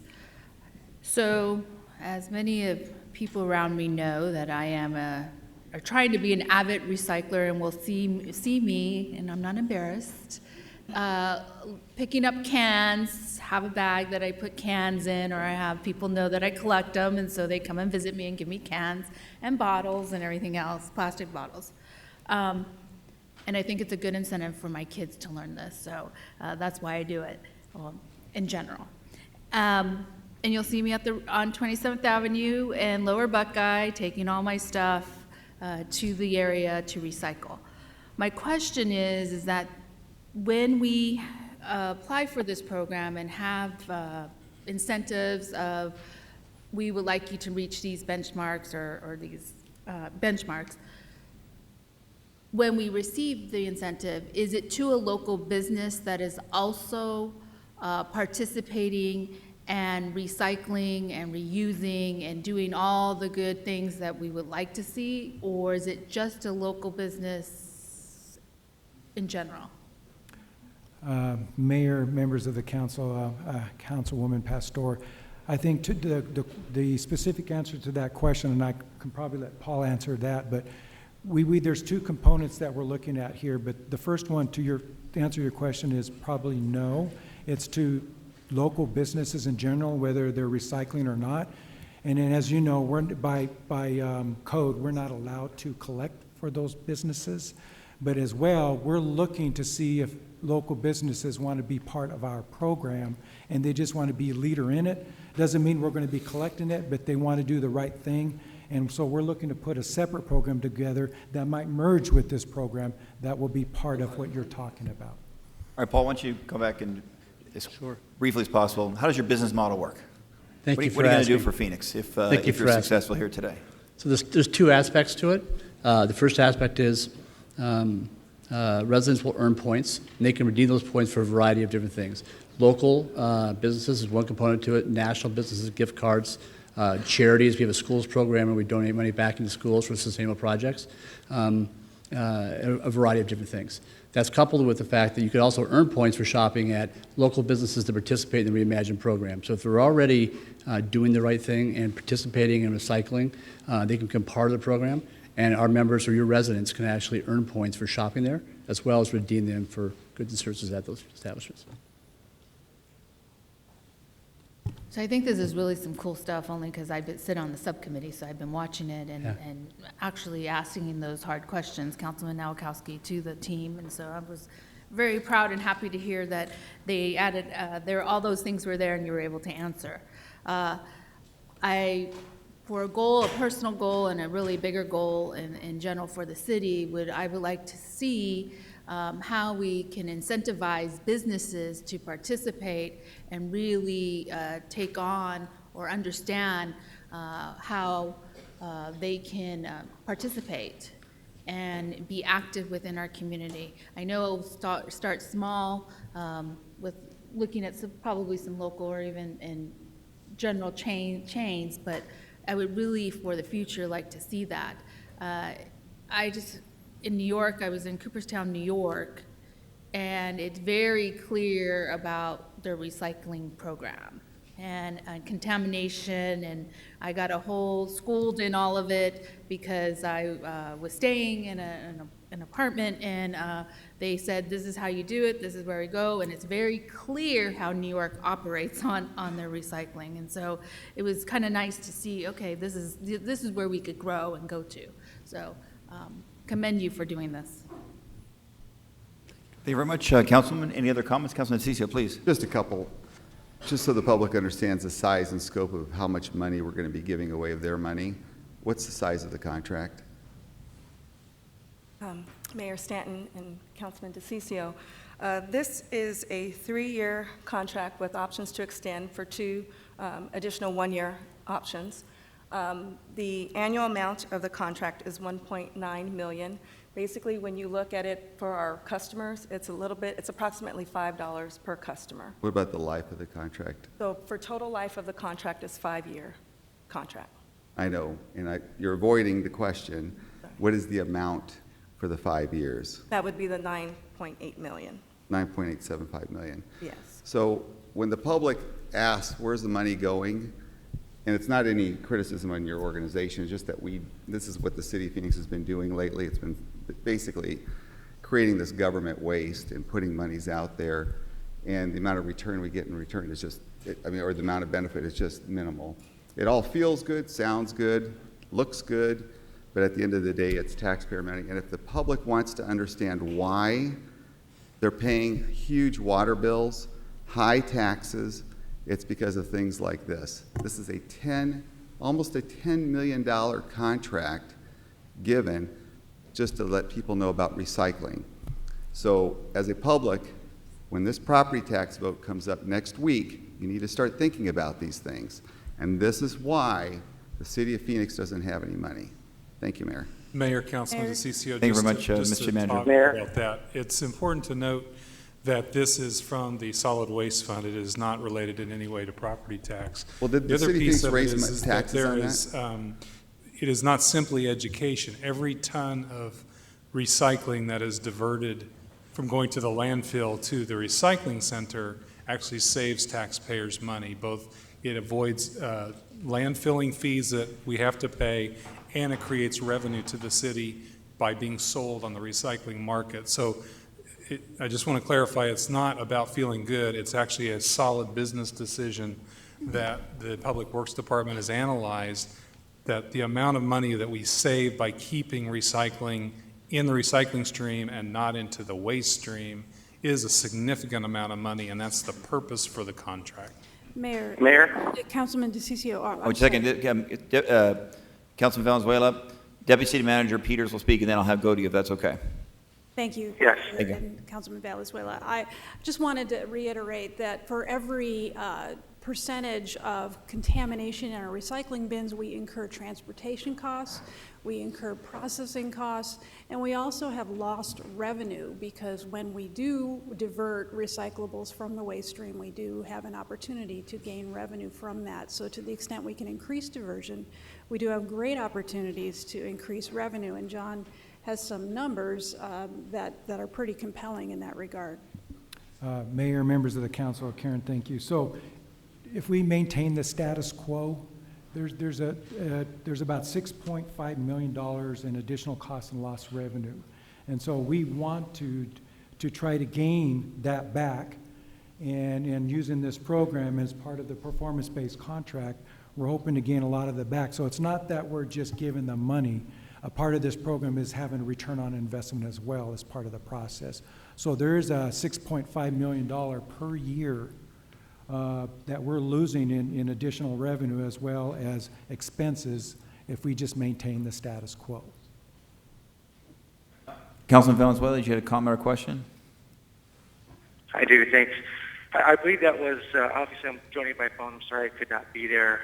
I believe that the city manager, Mrs. Zerker, made a couple of points that I wanted to make. First, I wanted to point out the funding source. Second, I want to point out the fact that by having programs like this, it is saving tax dollars, and Ms. Peters also articulated that very well. I'll tell you another thing that this is doing. We don't have a small goal, we have a lofty goal. It's our Reimagined Phoenix goal of diverting 40% of waste by the year 2020. That's a lofty goal. And as a city, if we do everything we can on our own without reaching out to the private sector, without reaching out to the residents of Phoenix, we probably get to about 14 to 16% at best. We have to do this as a community. This is a proven partner that has other contracts with other major cities. There's a track record there, but I'll tell you what else it's going to do for us. You've heard me say this many times. Our ability to compete in the 21st century global economy depends on our ability to attract, retain, and develop talent. Yesterday, I talked a little bit about STEM education and some of the things that we're doing, and working through Councilwoman Pastor's subcommittee soon. Hopefully we can expand on some of those things. That's developing talent. It's about also attracting talent. You know how many people come to Phoenix for various conferences, and they're looking for a place to recycle, and what that image means for us? Because there are a lot of people, like connectivity, like light rail, and like other issues, they want to be associated with the community that is modern. They want to be associated with the community that is connected, that is locally owned and influenced, that cares about things like recycling, for an example. Not only is it the right thing to do, like Councilman Pastor has mentioned, and leads by example, but it's sending the wrong message when we don't have programs like this. So yes, it makes sense economically. The funding, it's not fair to say that the funding that goes to a program like this could be used elsewhere, because that's just misleading. It will save taxpayers at the end, but it's also going to continue to put Phoenix in a very positive light as we continue to attract companies and talent from other places into Phoenix. So I'm absolutely supportive of this program.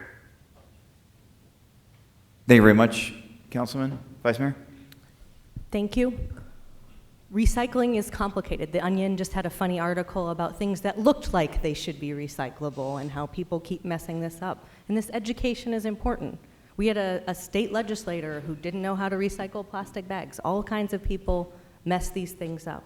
So I think it's important that we do communicate, including to people who don't speak English as their first language. We can make money, and it'll further our sustainability goals. This council has made bold sustainability goals. We voted unanimously to make a $12 million commitment to composting. Councilwoman Stark was not there, but we voted as a body to make these big goals and step up in big ways. And so this is part of that continued effort. If we're going to do these bold things, then we need to step up and continue to make sure they succeed. Thank you very much. Any other comments by members of this council? Councilman Williams, then Councilman DeCiccio, please. Mayor, I just want to say that I agree with many of the comments that have been made. Staff has been trying to get this community to recycle for over 20 years, and we have not been greatly successful. I think it is time to go out and hire some expertise because of all the numerous things that have just been said. It benefits the community, it's jobs, it's income, it's our future. And so I heavily support this. Thank you very much, Councilman DeCiccio. Let me read to the public, thank you, Mayor, what it says. The contractor will provide education to nearly 400,000 single-family residents. Educate, talk to them, basically. If you want to do education, then put that into the schools. That $10 million can go a lot further on that. Again, this It's all feel-good stuff that gets nowhere, that takes more of your money out. When you start hearing people talk about where the money came from, the source, it's your money. It doesn't matter where the source came from. The fact of the matter is everything that the city of Phoenix owns, everything that the city of Phoenix does is your money. It is your city. And this is why the city of Phoenix is doing this money grab throughout everything else, is because they do things like this. $10 million, think about it. After you hear all the nice stuff and how cool it sounds like, this is an education program, talking to people about it. I'm just not going to support it. And I won't say anything else. I'm done. Thank you. All right, thank you very much. Any other comments? Mayor, Councilman Stark, please. could staff just go back and give us an example of how it's worked in Philadelphia? The success of it, what the financial rewards have been? Mayor, Councilwoman Stark, I'll let Paul win. He has that specific information for you. Thank you, Mayor and Council. Since 2010, we've contributed to a 29% lift in the diversion in the city of Philadelphia. And according to their own presentations, that equates to $11 million in avoided disposal costs and increased commodity revenue. Any other questions? All right. No other comments or questions? Roll call. DeCiccio. No. Noakowski. Nope. Pastor. Yes. Stark. Yes. Valenzuela. Yes. Waring. Williams. Yes. Gallego. Yes. Mayor Stanton. Yes, the item passes on a 6-3 vote. Next item on the agenda is item, let's see, we're going to go back to our regular order. So next, looks like the next item is item 44. Do we have a motion on 44?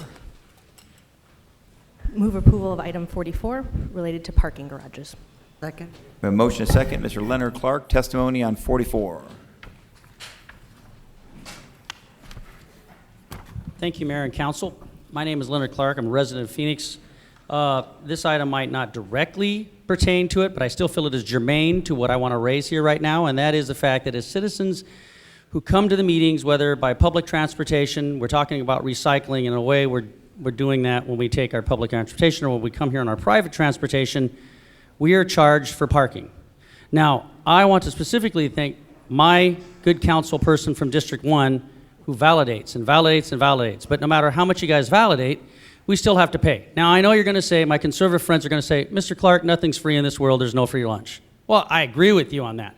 But you as conservatives should also know that you are giving us a form of double taxation. You are doubly taxing us. When we citizens want to come here, you want more civic participation, a lot of people have a hard time making it. I mean, yes, I pay about $5 for public parking. It's much cheaper than the parking garage, even with the validation that goes on. So I was just, again, you know, I ask you about this all the time. Why not have a way for citizens to sign a paper when they come in here showing that they're here and not defray the cost of parking, but to just not have to pay that cost, because we're already paying taxes. And I think that in a way it hinders free speech. And yes, I know my conservative friends will roll their eyes when I say that, but it hinders our free speech when a lot of people who are barely making it, and it's hard enough in this heat, can't really afford to come down here because, you know, gas is on the rise again. Our oil friends are starting to charge us more money. But if you won't do that, then maybe you should take specifically all the money, or we could have a list that we pay for parking, and put it into a general fund for people to go swimming in the summer. Because, you know, if you're going to charge us taxes, doubly taxes to come down here and park, why not do something? And in politics, we always like to say, do it for the children. So do it for the children. Thank you. All right, thank you, Mr. Clark. We have a motion. We have a second. Any comments of this council? Roll call. DeCiccio. Yes. Noakowski. Yes, for the children. Pastor. Good one. Stark. Yes. Valenzuela. Yes. Waring. Williams. Yes. Gallego. Yes. Mayor Stanton. Yes, item passed unanimously. Next item is 46. Do we have a motion on 46? Move approval of item 46, airport construction. Motion is second. Are there any cards on 46? Comments? Roll call. DeCiccio. Yes. Noakowski. Yes. Pastor. For the children, yes. Stark. Yes. Valenzuela. Yes. Waring. No. Williams. Yes. Gallego. Yes. Mayor Stanton. Yes, item passes 8-1. Next is item 52. Do we have a motion on 52? Move approval of item 52, Victims of Crime Act grant funding. Second. We have a motion. We have a second. I have a comment. Councilman Waring. Thank you. So I'm not pulling this one to vote against it. I just wanted to talk a little bit about what it's for and why it's important.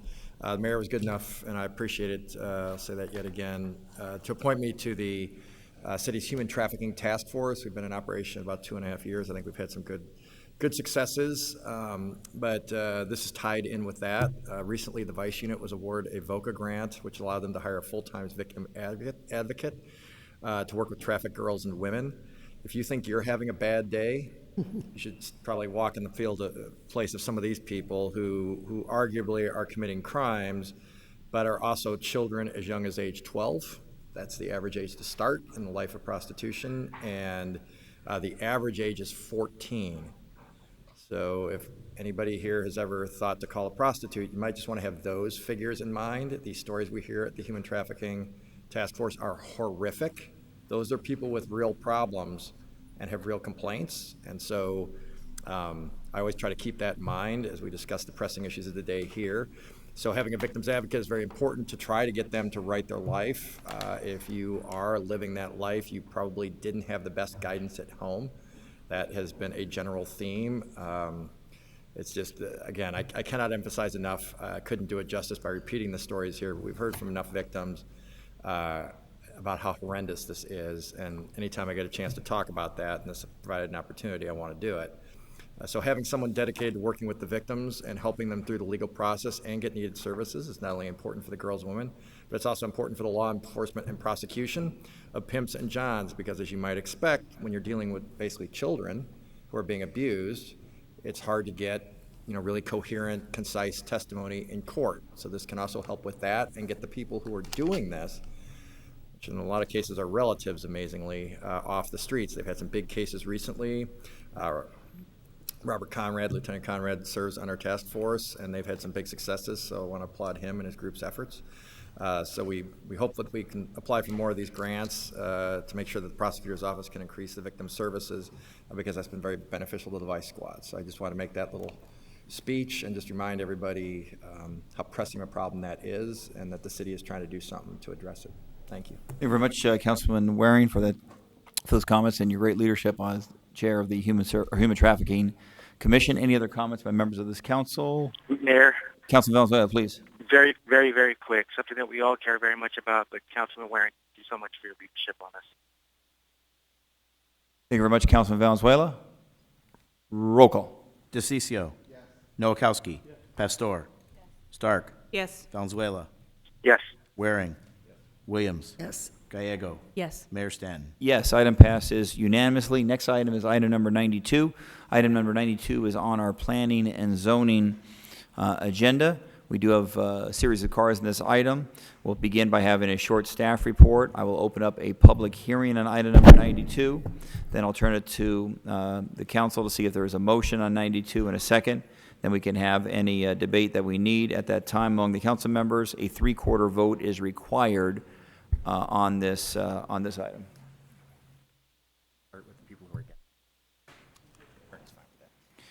Okay, first we'll have a staff report by our planning director, Mr. Alan Stevenson. Mayor, members of council, item 92 is a request for a rezoning application for ordinance G6174. It is approximately 9.71 acres located about 1,300 feet north of the northeast corner of 40th Street and Dynamite Boulevard. You see on this aerial, it's the aerial in crosshatch is the area of the subject site. The request is to go from S1 to R110 residential zoning to allow for single-family residential development. You see the parcel to the north is under development today by Lennar Residential as a residential product. This would be phase 2 that they're proposing of similar density and style as well for this particular parcel. You see this aerial here shows a red line that goes through. This is to represent the Cave Creek Road Scenic Corridor. There is a 205-foot setback from Cave Creek Road from the center line for a scenic corridor in this area. So you see it taking out a portion of the adjoining property, which is a small piece of state land that goes all the way down to the larger area to the south. And so that particular area for this parcel really fronts on Cave Creek Road because you don't have a lot of development potential going forward here. So here you show the scenic corridor going in. The red is the actual street. And then you see, zooming in here, you see that even at its widest point, you're about 300 feet in this area. So for all intents and purposes, this parcel abuts Cave Creek Road, and the development that you're likely to see in there is not going to be a residential lower density development in this area fronting on Cave Creek Road. This is a picture of the North Land Use Plan. This is the general plan and study that was adopted in this area. The subject site is in this area that is 0 to 2 that has it's right across from the red area here. It's in commercial, so it's right in that area here. And so this plan adopted back in 1996 doesn't account for some changes that have taken place where that the 2 to 5 has been extended down to from the north down south to represent where that Lennar Phase 1 is. There's also a mini warehouse and a toy storage area as well for for your RVs and those kinds of things that are in there all along Cave Creek Road. So those things have changed the character of this area since this plan was adopted back in 1996. Here's one of the things that also is in that plan that shows, and this goes all the way out. This is the I-17 corridor, because again, this was all looking up north. But you see over here, Cave Creek Road, you see them going up with more intensity in terms of development intensity of what you're likely to see along Cave Creek Road, with much more low density in other areas of the plan. And so you see this part of the area, this is up more closer to the Sonoran Preserve. They studied this. This is where the real low density area was, not so much in this area. This is all residential 2 to 5 dwelling units per acre. This is the proposed site plan. That's 39 lots to be developed here. It's important to note that their access for this particular parcel goes up north from Phase 2 into their Phase 1 development up here and then onto Peakview Road so that they can actually get out as part of the development. One of the stipulations of the zoning case is that the applicant pay for and construct at their own cost a traffic light at Peakview Road and Cave Creek Road. The city's not participating in that. So that is something that's helping address some of the existing traffic issues that the neighbors have reported, in addition to future traffic that will be generated by this development.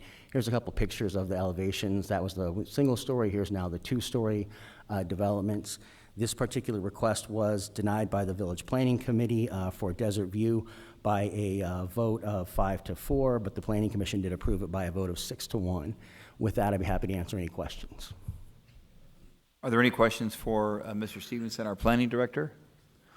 Okay, as I mentioned, now we'll hold a public hearing and hear from members of the public who want to provide testimony on this item. So the public hearing on item number 92 is now open.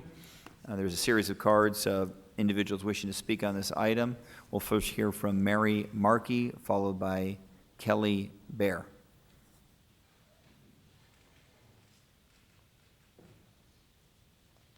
Hi, my name is Mary Markey. I live at 28435 North 41st Street, which is the southern boundary of this development. We've lived in that home since November 3rd of 98, so almost 20 years. I'm an Arizona native. I graduated from Coronado High School. After I graduated, I went into the Army. I was an Army corpsman. When I came home from the Army, I went to Mesa Community College and got a nursing degree, and I have worked for Banner Healthcare for over 30 years. I bought this house because my childhood dream was to have a home where I could keep my horses. At that time, it was a very rural area. My husband and I realized that there was open area behind us, but we were assured that there was only 8 houses to be built in there per the zoning and per the North Valley, whatever that protection thing is. Lennar comes in and now wants to build 36 houses behind my equestrian home. I have a 2.5-acre custom home. And now I'm going to have 36 houses behind my home? And some of them might be 2-story homes? That is totally not what my plan was for my retirement, for my home that I've now invested 20 years in. I'm emotionally and financially invested in this home. Not only is there going to be 36 houses behind my home, that is in the addition to the 72 houses that they planned for phase 1. That equals 111 homes on 30 acres behind my custom home, 2.5-acre equestrian home. That just does not fit in. When we went to the Desert Village Planning Committee, they understood what we were talking about. They said they wanted to keep the equestrian rural environment in that area, and that's why they voted this down. Lennar Homes said this transition, this phase 2, transitioned into their phase 1. But I have a home on 2.5 acres, and behind my home are going to be 4 houses on 1 acre. That does not transition into our home, our community. This whole is all horse property. Every house is on 1.5 acre or more. That does not transition to 4 houses per acre. And yes, I realize now that we've started this that I guess 2-story homes can be built in this area, but that is not the norm for my area. We have no 2-story houses there. There's a couple that are scattered out. That amount of people, I counted the amount of houses in our area from Cave Creek to Peakview, from Cave Creek to 44th Street, Peakview to Dynamite. There's about 75 houses in that whole area, and they want to build 111 houses on 30 acres. That is totally going to consume our whole community. Our whole community was not built to have that many people concentrated in one area. Our streets, except for Peakview, are dirt roads with no street lights. Except for one of those streets, those dirt roads aren't even maintained. If it rains and there gets ruts in there, somebody like my husband who owns a tractor goes out there with their tractor and fixes the road. All right, thank you very much, Ms. Markey. Each speaker gets up to 2 minutes. I gave you additional time because it's a very passionate issue, I was obviously. supposed to have like 2 minutes for my husband. Can I talk another minute? Well, is your husband, he has not filled out a card. Is he donating his time to you? Oh, a white card. All right, that's not wishing to speak. All right, 1 more minute. Please finish up. So I Thank you. just want to briefly, I'm not really done with that, but I just want to tell you briefly what happened today to my family, to my husband, to me. The Lennar Home neighborhood person started calling my husband earlier today. For some reason, they were under the impression that some of my neighbors were going to say something about Jim Waring here today. I have no idea. Until all this happened, all I really said was hi to my neighbors. I'm a busy person, and it's sad that you get that busy. Told my husband, because we've been asking for no 2-story houses behind our house because of the privacy, because of the view, told my husband that if he would talk to the neighbors and tell them not to say something about this gentleman who we really don't even know much about, that he would not build 2-story houses behind our house. Now, I'm sorry. I'm just a simple, honest, working person. Maybe this is the way politics works. Maybe this is why I don't usually get involved in politics until it affects my community. When I want to talk to someone, I talk to their face, and I try to be honest. Then when we got here, he started harassing my husband about not talking at all about Lennar Homes. And if we would not talk about Lennar Homes, then he would build my husband his 8-foot wall and no 2-story houses behind our house. Like I say again, maybe this is the way politics works. I don't know. I came here today to be an honest, trustful person and to tell you what's going to happen to my community if this many houses is built in there. And I don't like someone, what I say, blackmailing me to say what I can say or not say. Are they very much, I thank you guys for your time. This is a bad thing for my community. I hope the people have entrusted you. I feel that you're honest people. I hope you will help my community. That's all I have to say. Thank you very much for your testimony. I have no doubt you came in complete good faith before the City Council. I have complete confidence that Councilman Waring will provide whatever recommendation to his colleagues in complete good faith as well. Ms. Baer, and then followed by Vanessa Rice. Up to 2 minutes, please. Thank you, Mr. Mayor, Councilman. I'm sure you've heard the whole story. You know what's going on. I would just like to say that whether you voted for the general plan or not, it is a plan that was designed for people to look at when they moved into the area. I certainly did. I'm a single mom with a 7-year-old and a 5-year-old, and I bought a 2.5-acre parcel so my kids could run around and have the lifestyle that I wanted them to have. I did not sign up to live next to, and then I also bought the parcel next door, which is another 1.25 acres. Again, so I could kind of control what's around me. I didn't want to have this kind of density near me or around me, and should the parcel have been 10 acres, the little well not been cut out of the corner, they would have had to have amended the general plan to begin with. Prior to this, there were only 8 parcels there. 8 parcels in our area means 4 ranches, 2 ranches, or 8 houses, all on dirt roads, no lights, no traffic, no congestion, and now it's none of those things. Lennar said they couldn't lose 1 house or they would not be able to lose phase 2 because of their profit margin was 5%, and 1 house would mean they couldn't make it happen. Yet somehow they managed to come up with $330,000 out of phase 2 to put in a light. So I would like to know who their accountant is because I want to get on that bandwagon. I just don't understand how it got to where it is today. The whole concept behind the general plan, the whole concept behind the community is to create diversity. Diversity is where the community thrives. When you force a single idea at people, things stagnate.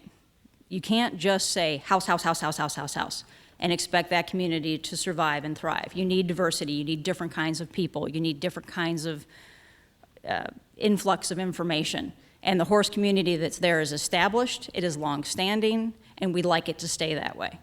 We asked for a reduction in density, enough so that we asked for a supermajority vote by way of hiring an attorney and making sure it happened. Thank you. Thank you very much, Ms. Baer. How about Ms. Vanessa Rice, followed by Catherine Stevenson?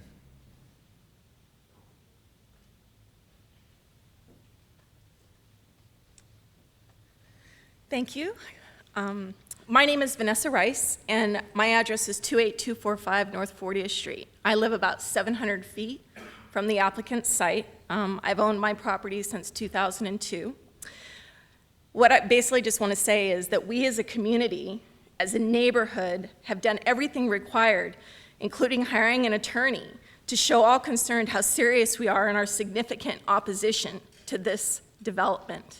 Mainly, from the beginning, we've always been opposed to the high density and the 2-story homes.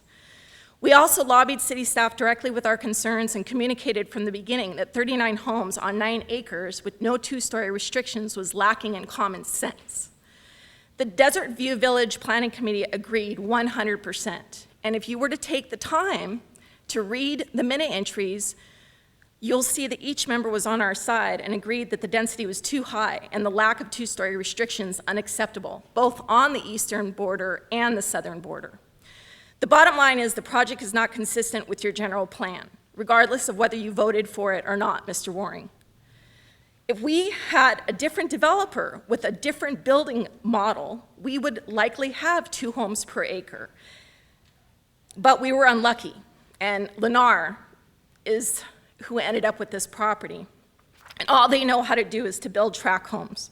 When city staff states here in the record that this project creates a transition from more suburban development pattern to the existing rural settings, this is actually mathematically impossible, since phase 1 is set for 3 homes per acre and phase 2 is requesting approval for over 4 homes per acre. And since phase 2 actually borders the area ranches, the 10 acres, the 5 acres, the 2.5 acres, it just doesn't make any sense for 3 reasons. For those reasons, Mr. Mayor, we're begging you, at least 3 of you, to take pity on us and vote in our favor against this high density and these 2-story homes. Thank you. Thank you very much for your testimony. Ms. Stevenson? My name is Catherine Stevenson. I live at 4221 East Peakview Road, which is the north end and the lane that the development exits onto. Phase 1 and Phase 2, a total proposal of 110 homes, multi-generational homes, so that means multiple cars per household. There is one exit, not onto Cave Creek Road. Everybody's talking about Cave Creek Road. It exits onto Peakview. In the description of Peakview, there is one block with some businesses, and one of those is a school. Beyond that, the block in which I live, the road narrows to about a car and a half width. You can't even meet two cars on the road, and it is the paved road in the community. So we do not have the infrastructure. I'm thrilled that they're putting in the traffic light, but when you're talking about a couple of hundred people leaving for work in the morning, some of them are not going to wait behind another 20 cars at that light. They're going to come back through the neighborhood. And, you know, dogs, children, bikers, joggers, you know, horses, it is a narrow road that is not designed for that kind of traffic. Again, as mentioned before, the Desert View Community Planning Commission sided with us that, you know, there's nothing we can do about Phase 1, so that's already 71 homes exiting onto this road. To add up to 110, and again, multi-generational homes. These, you know, you're going to have 250, 300 cars in this neighborhood with one exit onto a lane, not Cave Creek Road. So I am asking you to keep this zoned as is, to not increase the density beyond what has already been done. The Phase 1 was already a change to the long-term plan, which, you know, if you're truly looking at the long-term expansion of Phoenix, I'm a new resident here. I bought my house 1 year ago, 13 months ago. Another point that Lennar has made is that they can't sell homes on larger properties. Well, I tell you, I searched frantically and had a terrible time finding a place that did have space for a couple of horses. And I thought I was going to have to be out an hour and a half, 2-hour drive, because that's where people are being forced to get any decent sized property, because developers are buying these properties as they come on the market. If I didn't get to a piece of property before the first 2 days it was listed, it had been sold to a developer who was going to tear it down. Thank you for your testimony very, very much. Not wishing to speak, but also opposed to the item is Robert Markey, Patricia Goodman, and Gary Graham. Wishing to speak, representing Lennar Homes, is Mr. Ed Bull. Mr. Bull, did you provide testimony for this council?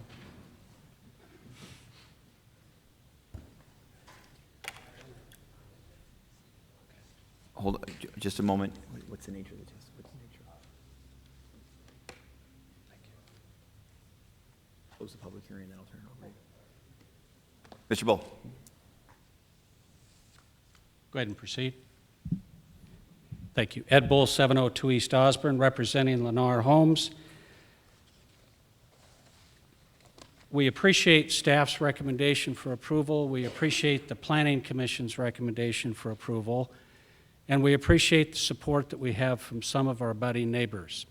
I can talk about where those neighbors are located here more in a moment, but obviously we have some neighborhood concerns, and try as we might to work out all concerns with neighbors, we have not been able to work out all concerns.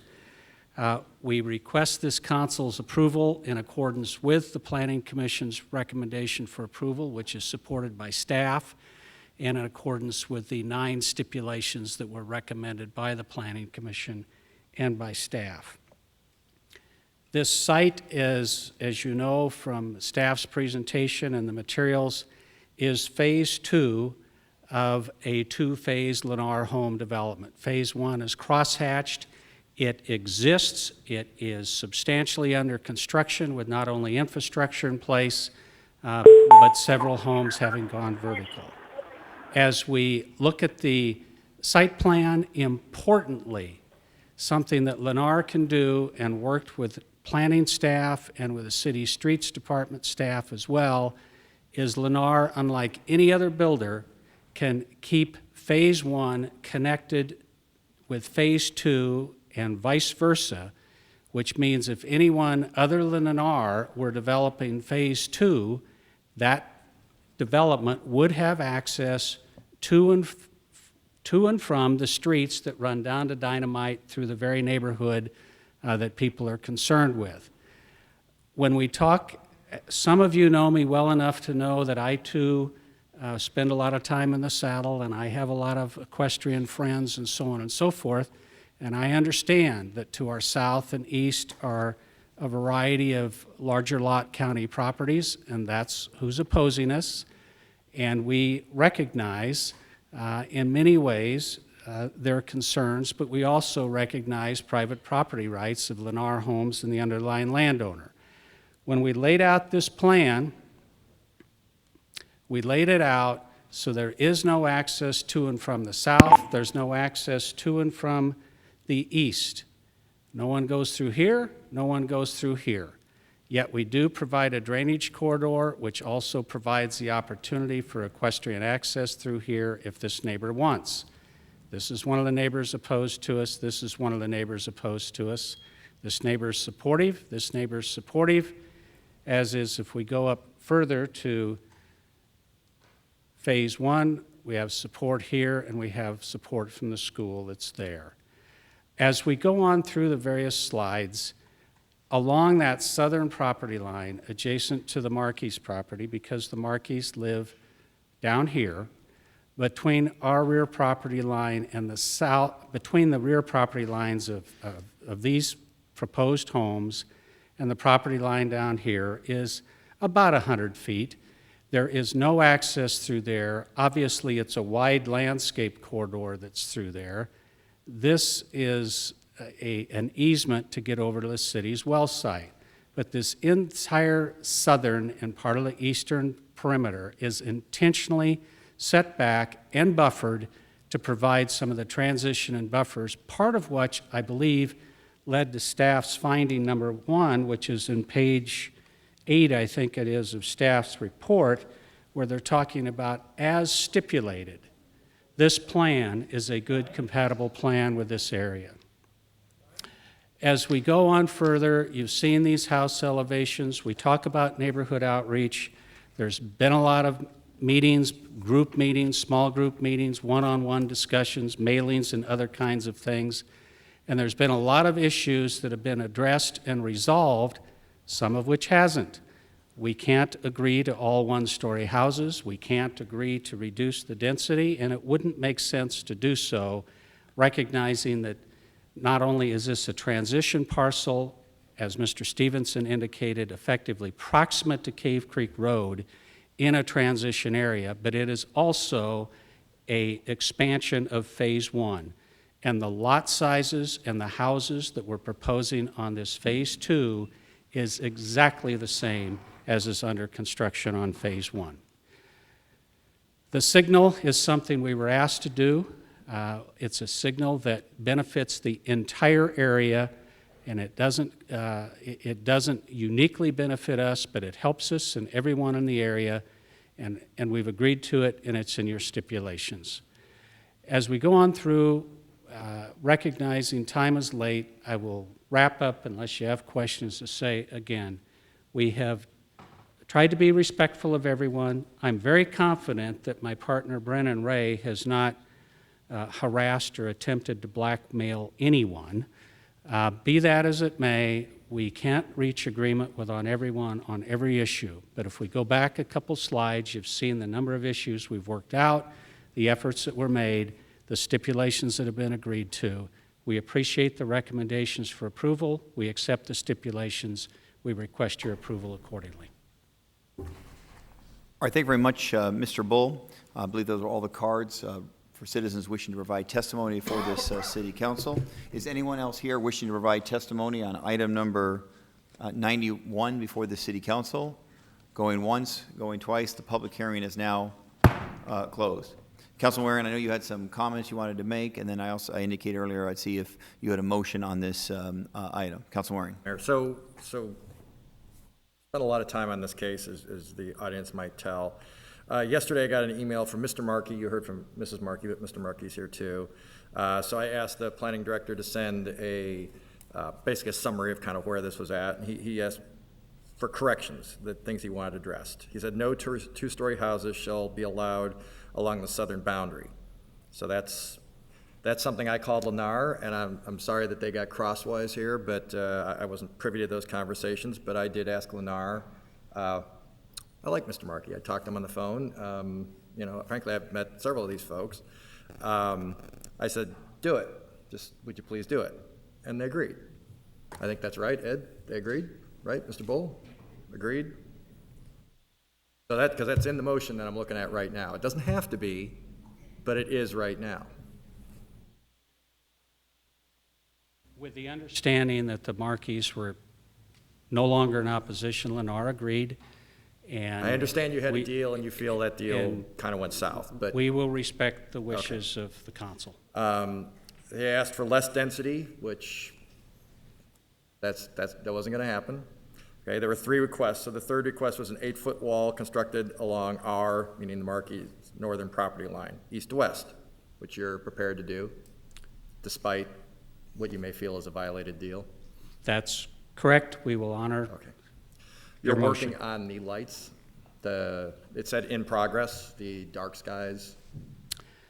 That wasn't a request they made. So Mr. Markey got 2 out of the 3 things he asked for yesterday and is unhappy he didn't get the third, but got 2 out of 3. I don't know how to get it back up there, but if I had a site plan up on the screen, you would see that we have houses that wrap all around the interior kind of loop road street system. Because we have public streets, it's been my experience we're required to have street lights on those public streets. We have street lights in phase 1. If it's the council's wish that we not have street lights in phase 2, we will honor that as long as that's also acceptable to the appropriate staff. Understand. I will note those street lights would be separated from neighbors to the south and east by a row of houses and a bunch of landscaping. So Alan, you can work with, Mr. Mayor, Alan, you can work with the developer about the street lights. Mayor, Councilman Waring, we I don't know how can. much wiggle room you have. I guess that's another way of asking We it. can work with them on placement of the streetlights to kind of minimize impacts to the adjoining properties, but they do have to have streetlights. You know, it's a safety issue for future residents who will live there, for them to have streetlights. The city does have requirements. They have to be shielded and pointed down. They can't be old-style ones where the lights, you know, illuminated out. They have to be more focused, and so they'll have to meet those requirements. The traffic light is a $330,000 item. City taxpayers are putting nothing. Lennar is paying for it. Mayor, Councilman Waring, that is correct. Could you call up the map of the zoning for the surrounding area?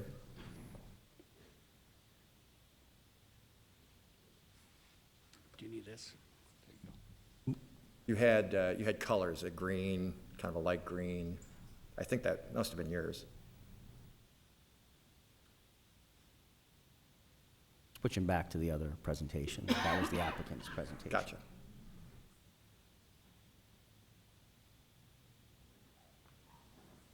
And did you draw that one yourself? No, Previous Mayor, one. Mayor, members of council, this was done in 1996.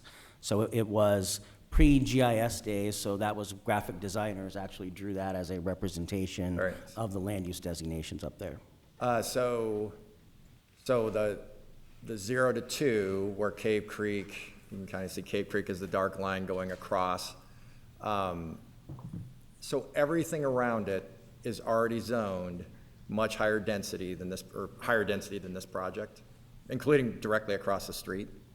So, Mayor, Councilman Waring, this map shows the general plan designation. So even though this map was adopted by council in 1996, this is largely what the general plan shows today for this same area. So, and it just shows future land use designations. It doesn't reflect the actual zoning, although some parcels south down here have been zoned, and that's what the zoning is in place today, is that 2 to 5. What this shows here with this darker yellow color is that we anticipate that there will be 2 to 5 dwelling units per acre in this larger area here. You'll have commercial across the street for Cave Creek Road. I had talked about how there's Commerce Park, general plan designation, and zoning here for a mini storage warehouse and a Big Boys Toys where they store RVs and boats and those things. That's already on Cave Creek Road. And then you have the Lennar Phase 1 to the south. That's all going down into this 0 to 2 that has taken place since this plan was approved in 1996. The other thing I would like to note is that when this plan was adopted, there was extensive study done. It was the same time the city was studying the Sonoran Preserve areas. The city hired ASU to do some sensitive land analysis, and what came out of that was these much lower densities up in here, and then the preserve areas here, and clustering the higher density residential, the more typical suburban stuff in 2 to 5 in and around this area. Okay. Thank you, Mayor. All right, thank you very much. So do we need a motion at this point? Unless somebody else wants to. Any other comments or questions by members of this council? Councilman Waring, to your district, you want to put a motion on the table? See if we get a second. Per the Planning Commission and adopt the related ordinance with the following additional stipulations: that only single-story homes 18 feet shall be permitted along the east and south property lines, lots 1 through 17, as approved by the Planning and Development Department, and that the applicant shall file for and pursue a variance to construct an 8-foot-high wall along the south property line from the existing Water Department well site wall to approximately 210 feet west of that point to ensure that parcel APN 211-39-005N has an 8-foot-high wall on the shared property line as approved by the Planning and Development Department. We have a motion. We have a second. Any comments or questions on the motion by members of this council? Roll call. Oh, I'm sorry, I apologize. Councilman Williams. This is a very difficult case for me because I'm a horse property person. And I fully understand if you looked at the general plan and you depended upon the general plan, you don't expect it to change, especially in a very radical fashion. I think whole housing developments are going to come in. In the area I live in, it happened to us. We no longer can ride on the trails because now we have major streets cutting through. It's too dangerous. It changes the whole flavor of the lifestyle. So I'm very sympathetic. But I will also say to you that, one, people have property rights, and two, it did say 2 to 5 on there, that you were going to have this eventually.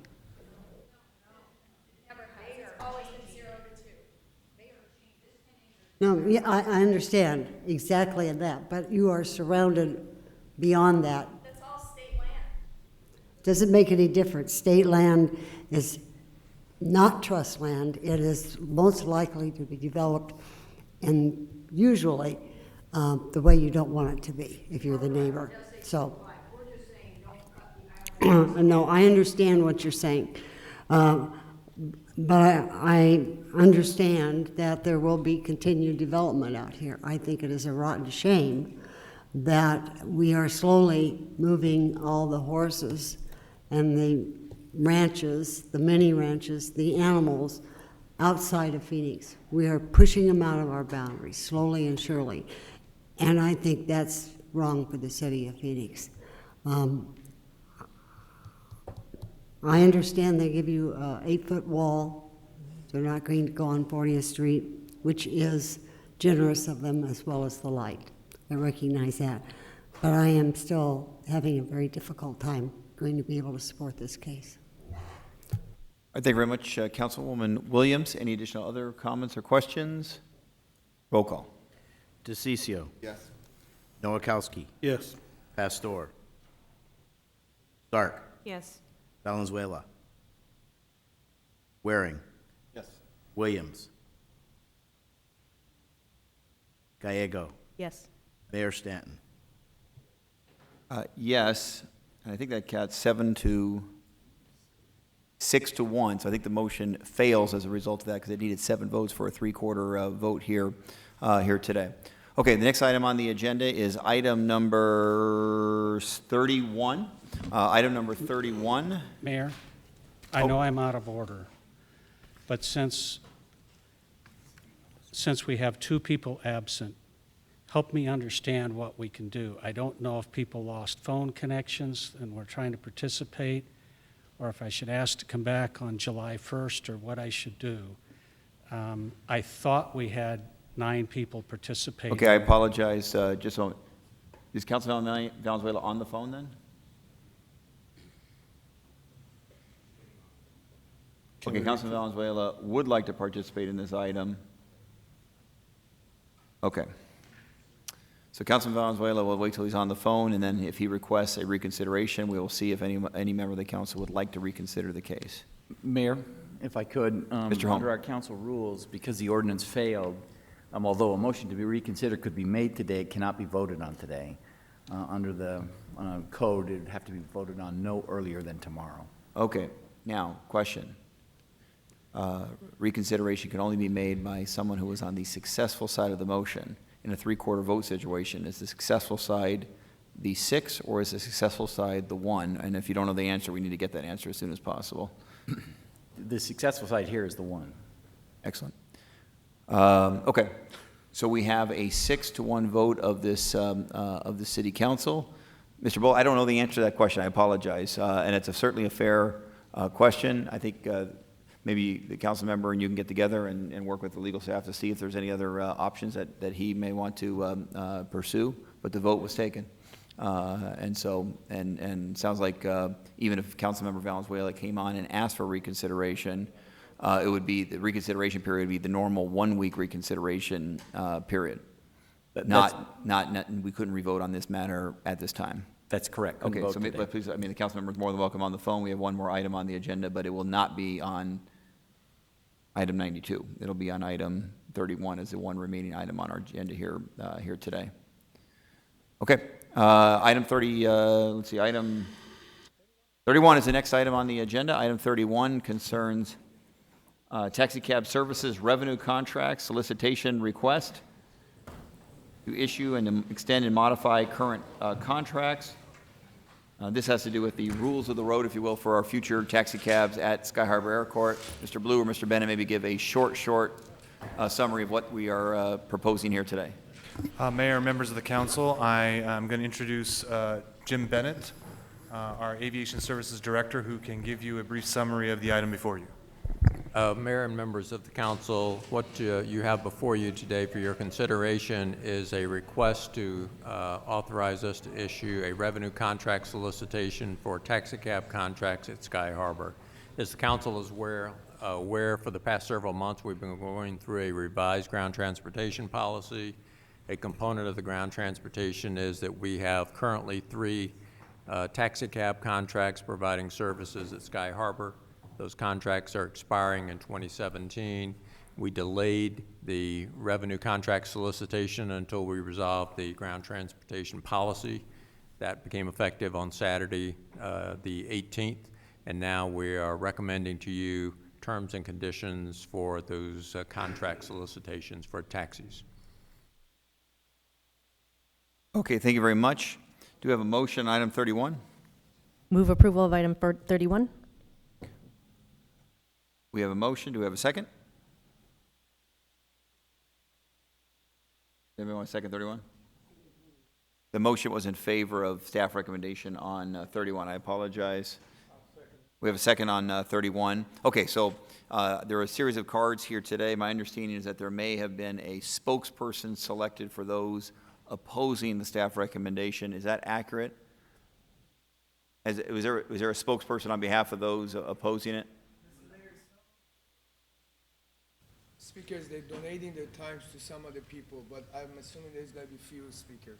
Okay, no problem. Let's see, Nathaniel Rada, did you wish to speak on this item, or are you donating time? You want to speak? Please come down and provide testimony on this item. Amir Azin? Yes. Okay, you want to testify? And I right now have 2 cards donated. Mr. Menza and Mr. Opoka. Anyone else? First off, do both of you agree to donate your time to Mr. Azin? Yes. And does anyone else wish to donate their time to Mr. Azin? Okay, so you'll speak next. So first, Mr. Rada, and then Mr. Azine, and then we have David Faraji, who also has a few cards donated to them, then Jan Ya Botang, and then I have a series of individual cards as well. Please, Mr. Rado. Thank you, Mayor. I heard you were the first person to take the Uber X from the airport. Is that true? Was I the first person to take Uber X from the airport? They did designate me as Rider Zero, I guess in their parlance is what they called it, correct? Okay, thank you. But obviously you haven't read their terms and condition, riding with Uber X and Lyft whatsoever. But it's on their own website that says Lyft or Uber X, whatever they are, they're not responsible for your life. They don't have insurance. But therefore, you pushing away the individuals that we have $2 million insurance coverage on the American people. You're pushing away everything that we've been invested for 30 years, and you voted to come in the Uber and Lyft to the airport. So. And I appreciate the testimony, and I accept any criticism. But I think that the item on the agenda is the terms under which we would issue taxi cab contracts. The current item on the agenda is not concerning TNCs at Sky Harbor Airport. Please. I don't know if you have comments on the proposal that is item 31, which is the specific proposal that on the agenda here today.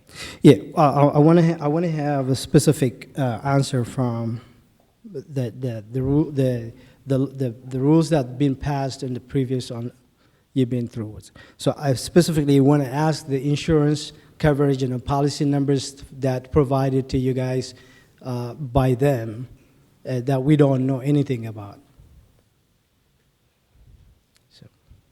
Okay, you're asking about the TNCs or about taxi cabs? Taxi cabs and Ubers. The taxi cab and Ubers are the same agenda we have now. So. Okay, well, the item on the agenda is item 30. So I don't know if you have a specific request as it relates to item 31. Yeah, I'm not with those guys. So. Okay, a fair question, but that item is not on the agenda, the item you're asking about, as it relates to TNCs at Sky Harbor Airport. The item on the agenda is the proposed RFP for taxi cab services at Sky Harbor Airport. If you came to talk about Uber and Lyft and the other TNCs, today's not the day to talk about that. I appreciate the comments. With the other association, where everybody's here. We had a healthy debate at a previous meeting, and the City Council voted to support TNC's ability to provide ground transportation at Sky Harbor Airport. Thank you so much. I don't know if you have additional testimony. Okay, next would be, I'm sorry. The next speaker will be Mr. Azine. Good to see you. Mr. Mayor and members of council, good afternoon. I have a handout for you, if you would. So, my name is Amir Azine. I'm the president of the USA Drivers Association. We are requesting to... Can you hold on just a moment? Sure. Is any council member available via phone? If not, I think we should hold. I only count to 4, so we may need to hold. I just feel like I don't mean to embarrass anybody. I don't think we should probably not proceed until we have 5 present. Okay, please go ahead. I'm sorry. Okay. So what we're requesting today on behalf of the members of the association is, instead of 2 large companies and 2 small companies, modify that to 1 large company, 1 small company, and the other half, which is 100 vehicles, to all owner-operator. What's in it for city drivers and the customers? Customers will get a better services, the cleaner car, because these are independent contractors. They care about their own vehicles than the leased vehicle. They will provide better services. We will have a rating system, just like TNC companies that have been utilizing. What's in it for driver? They would be able to keep more money to themselves rather than paying the lease and profiting an individual or owner of a company. They will be able to pass the cost to the customer to be competitive with TNCs that they've been providing cheaper services. Currently, they're working too many hours. This is a safety issue for these drivers because the first 8 to 10 hours that they work, they cover the lease and gas. And for the city, it will be the better customer service satisfaction. It will support the small businesses. And happier drivers will provide happier services to the passengers getting out of Phoenix Sky Harbor Airport. We have 327 applications, Mr. Mayor, that they would like to participate as an owner-operator. So we would like this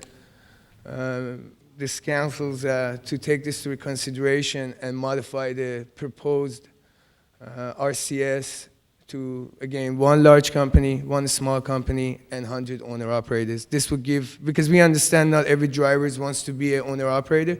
Some drivers like to be a lease driver, so this gives a good diversity and good options to all and open opportunities to large companies, small companies, and independent contractors. Thank you. Do you have any question for me? Any questions for Mr. Razin? And we did receive your letter as well. Thank you for the letter. We appreciate it very much. Next speaker will David Faraji. Did you wish to provide testimony, Mr. Faraji?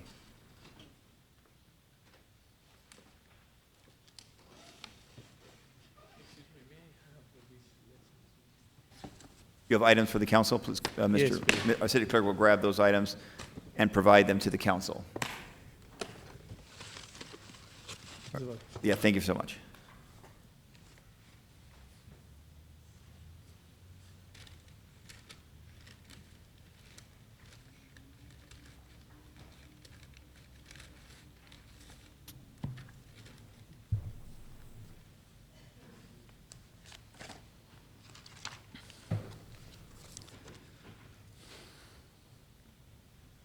Mr. Faraji, please proceed. Okay, thank you very much, Mayor and City Council, for giving me this time and opportunity to speak. The first question that regarding of the grant transportation, they use the RCS without any bid proposal.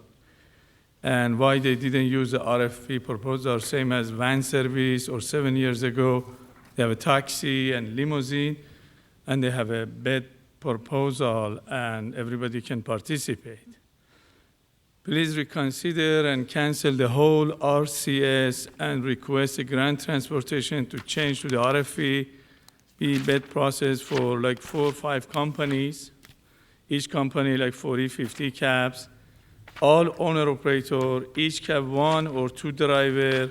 By this way, we have equal opportunity. And as you know, the taxi contract is still valid until June 2017 and January 2017, and the Mayflower is June 2017. Before you approve the RCS and sign any new contract at 18th of June, Grant Transportation and these 3 taxi company change the meter and they put the city code, the new city code. They are a contractor now. They are not prearranged. And they go by $3.25 per trip AVI fee.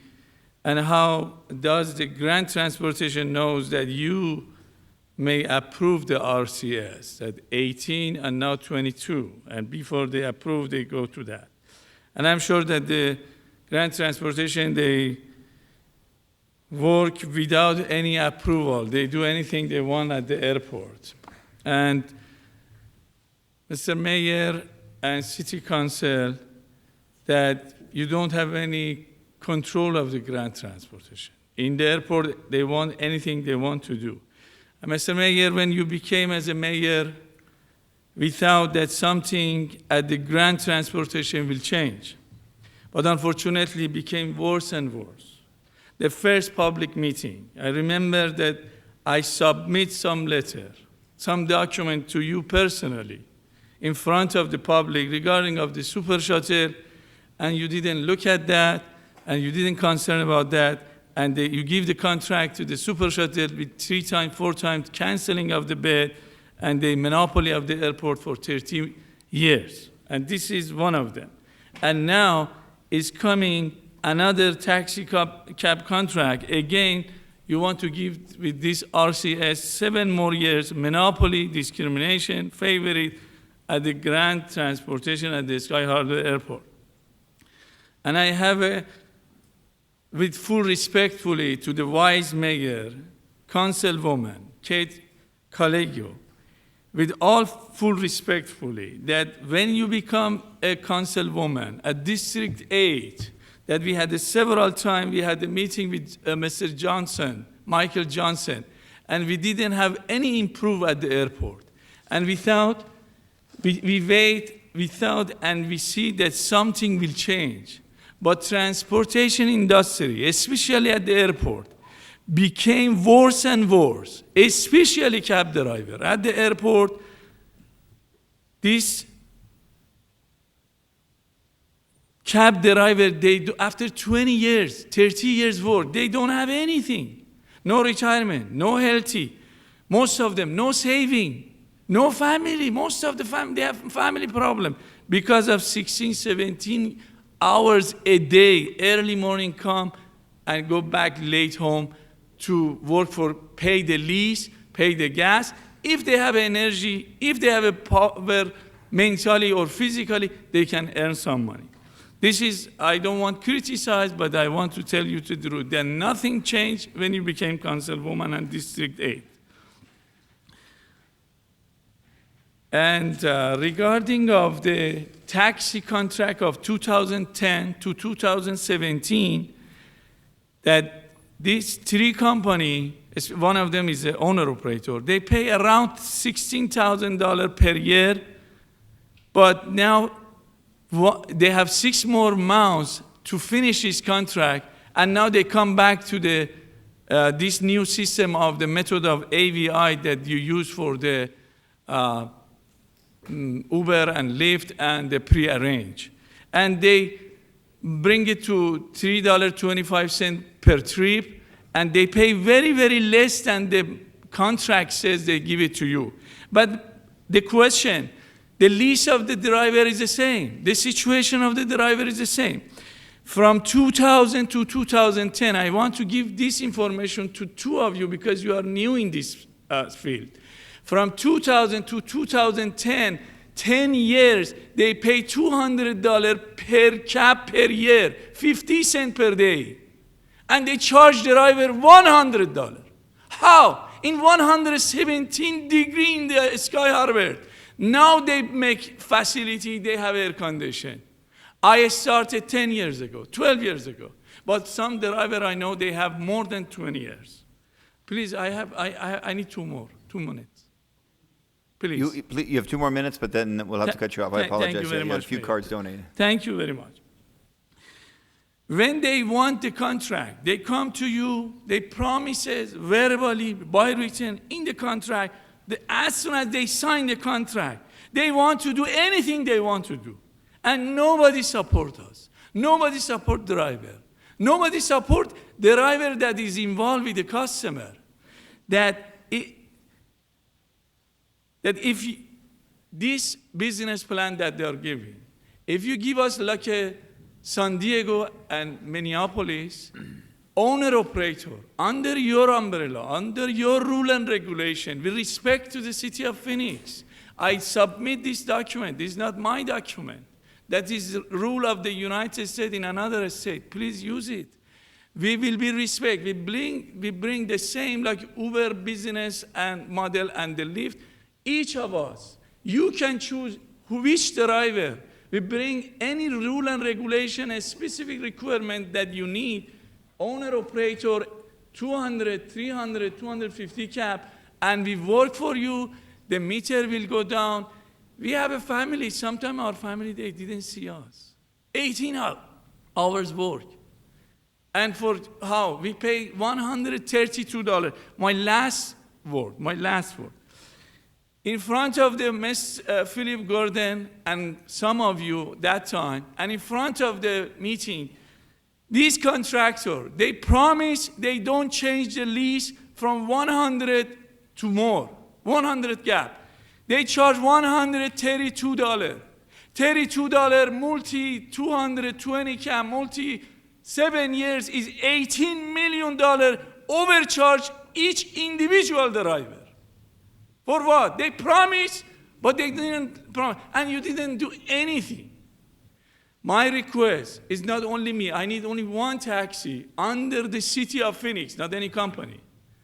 As an owner-operator, please reconsider, cancel all this monopoly, discrimination, and the favorite of the big company. I hope, and sorry sometimes that we lose our control. No problem. No, you gave Thank you very very much, substantive Mayor. and passionate testimony, and it's very, very much appreciated. Thank Mr. Boateng, did you provide testimony for this council? That's 4 minutes for Mr. Boateng.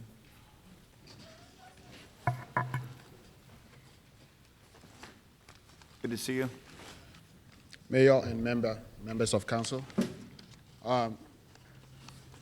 I would first of all like to know, how many minutes those who donated for me, but because I don't think I can talk for that long.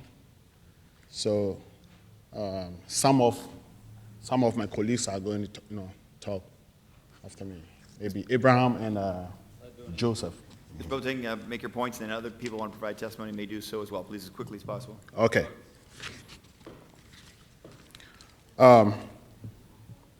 I represent the airport drivers, which is under the umbrella of Sky Green Cab.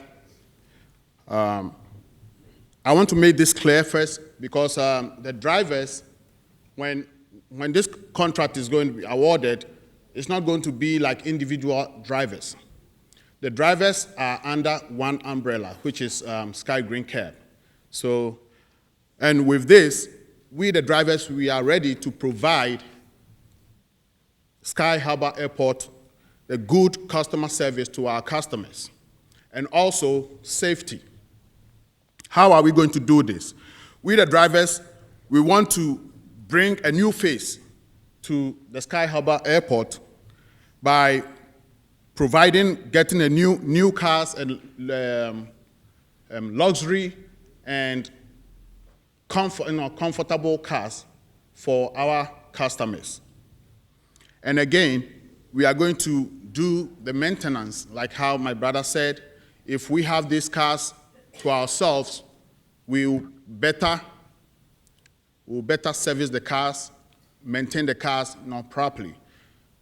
Rather than the previous contract that we are under, which sometimes when you are going to change a light bulb, it takes you like 30 minutes to 1 hour to wait for waiting time. So when it comes to maintenance, I think we can do better. And also, we the drivers, we want to give like 25% discount fare back to our customers. Let's say when we take them, to their destination, we let them know that when you call us back, it's going to be 25% discount. And versatile credit card machines. We're going to make sure that we have a versatile credit card machines in our cars. Because these credit cards that we are using now, sometimes when you get to a certain place, they don't work. The credit card doesn't take some of the customers' credit, and they will sometimes they even tell us that, hey, I just used this credit card at the airport. Why is it not working? But I have a backup credit card, which is the Square. When I give them the Square and they use it, boom, it goes straight like that. So we're going to make sure that we put in a versatile credit card that can take all credit cards. When it comes to insurance, we the drivers, some of us working here for 30 years, between 4 to 30 years, we the drivers, we don't have insurance. None of the drivers have insurance. We are not insured. So we're going to make sure that all our drivers are insured, so that when we are insured, we feel at peace. Everybody have insurance. It's going to give our customers, a better care. The drivers are the foot soldiers for the smooth running of Sky Harbor Airport.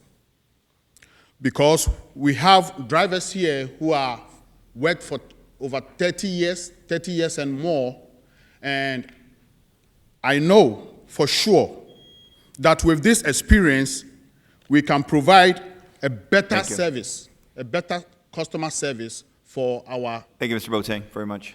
Okay. I appreciate it very much, yep.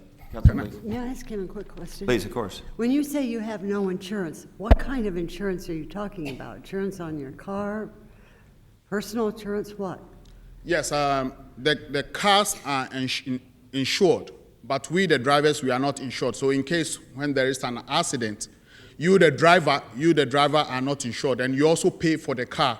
Okay, so you're talking medical care for the driver? For the driver.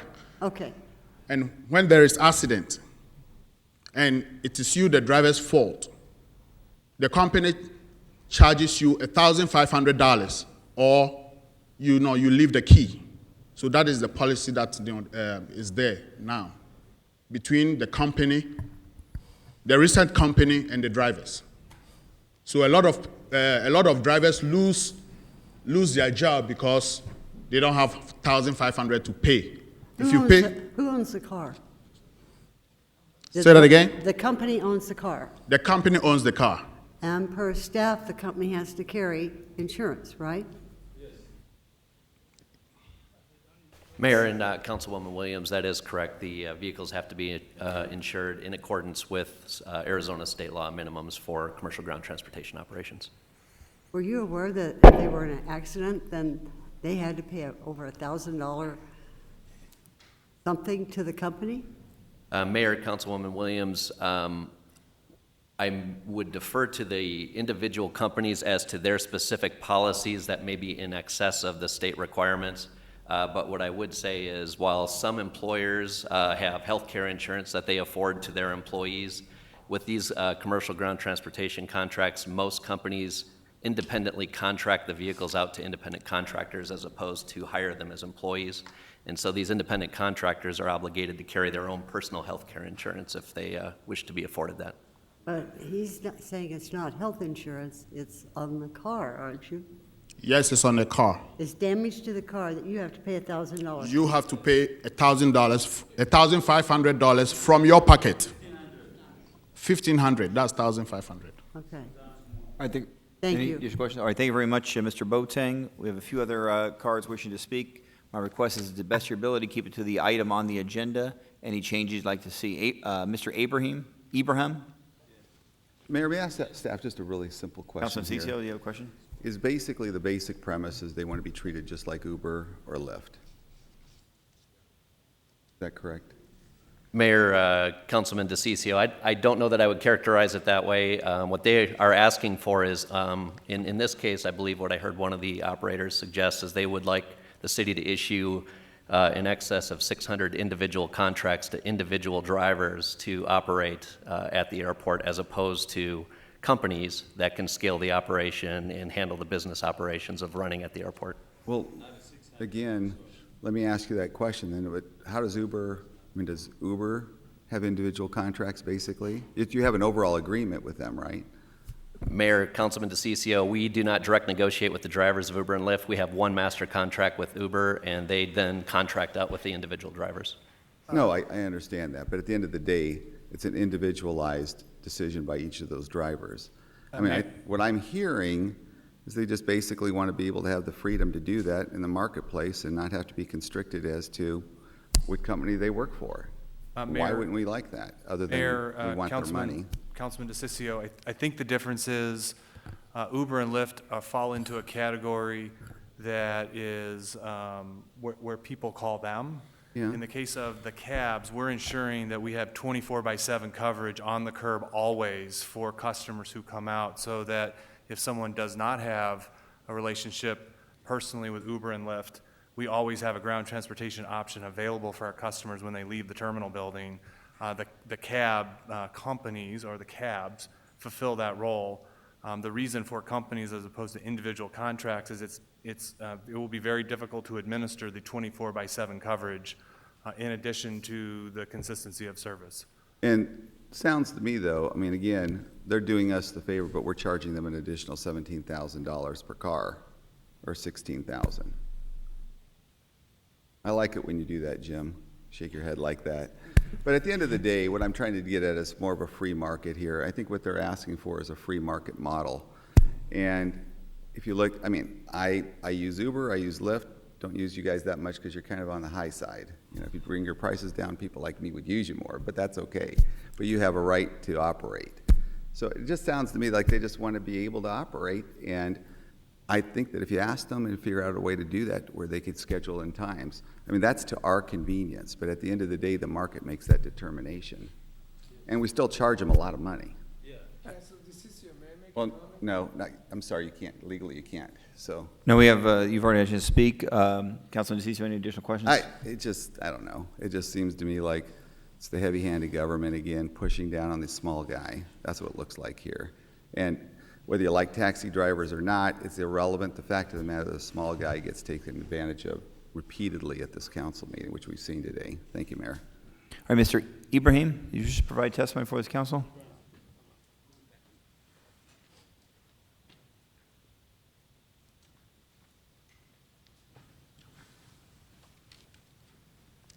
Yeah, good afternoon, Mr. Mayor and council members.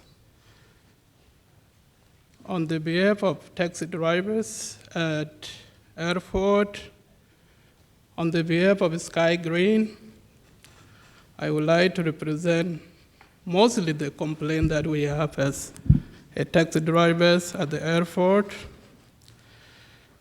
In January 19, we wrote a letter which is about 9 pages, and we forwarded to the district councilor about our complaint. And this 9 pages, this is the survey, or this is the complaint we get from about 150 drivers. The way we wrote it is not only me, but on the behalf of the drivers, we have about 20 representatives, and they put it into writing.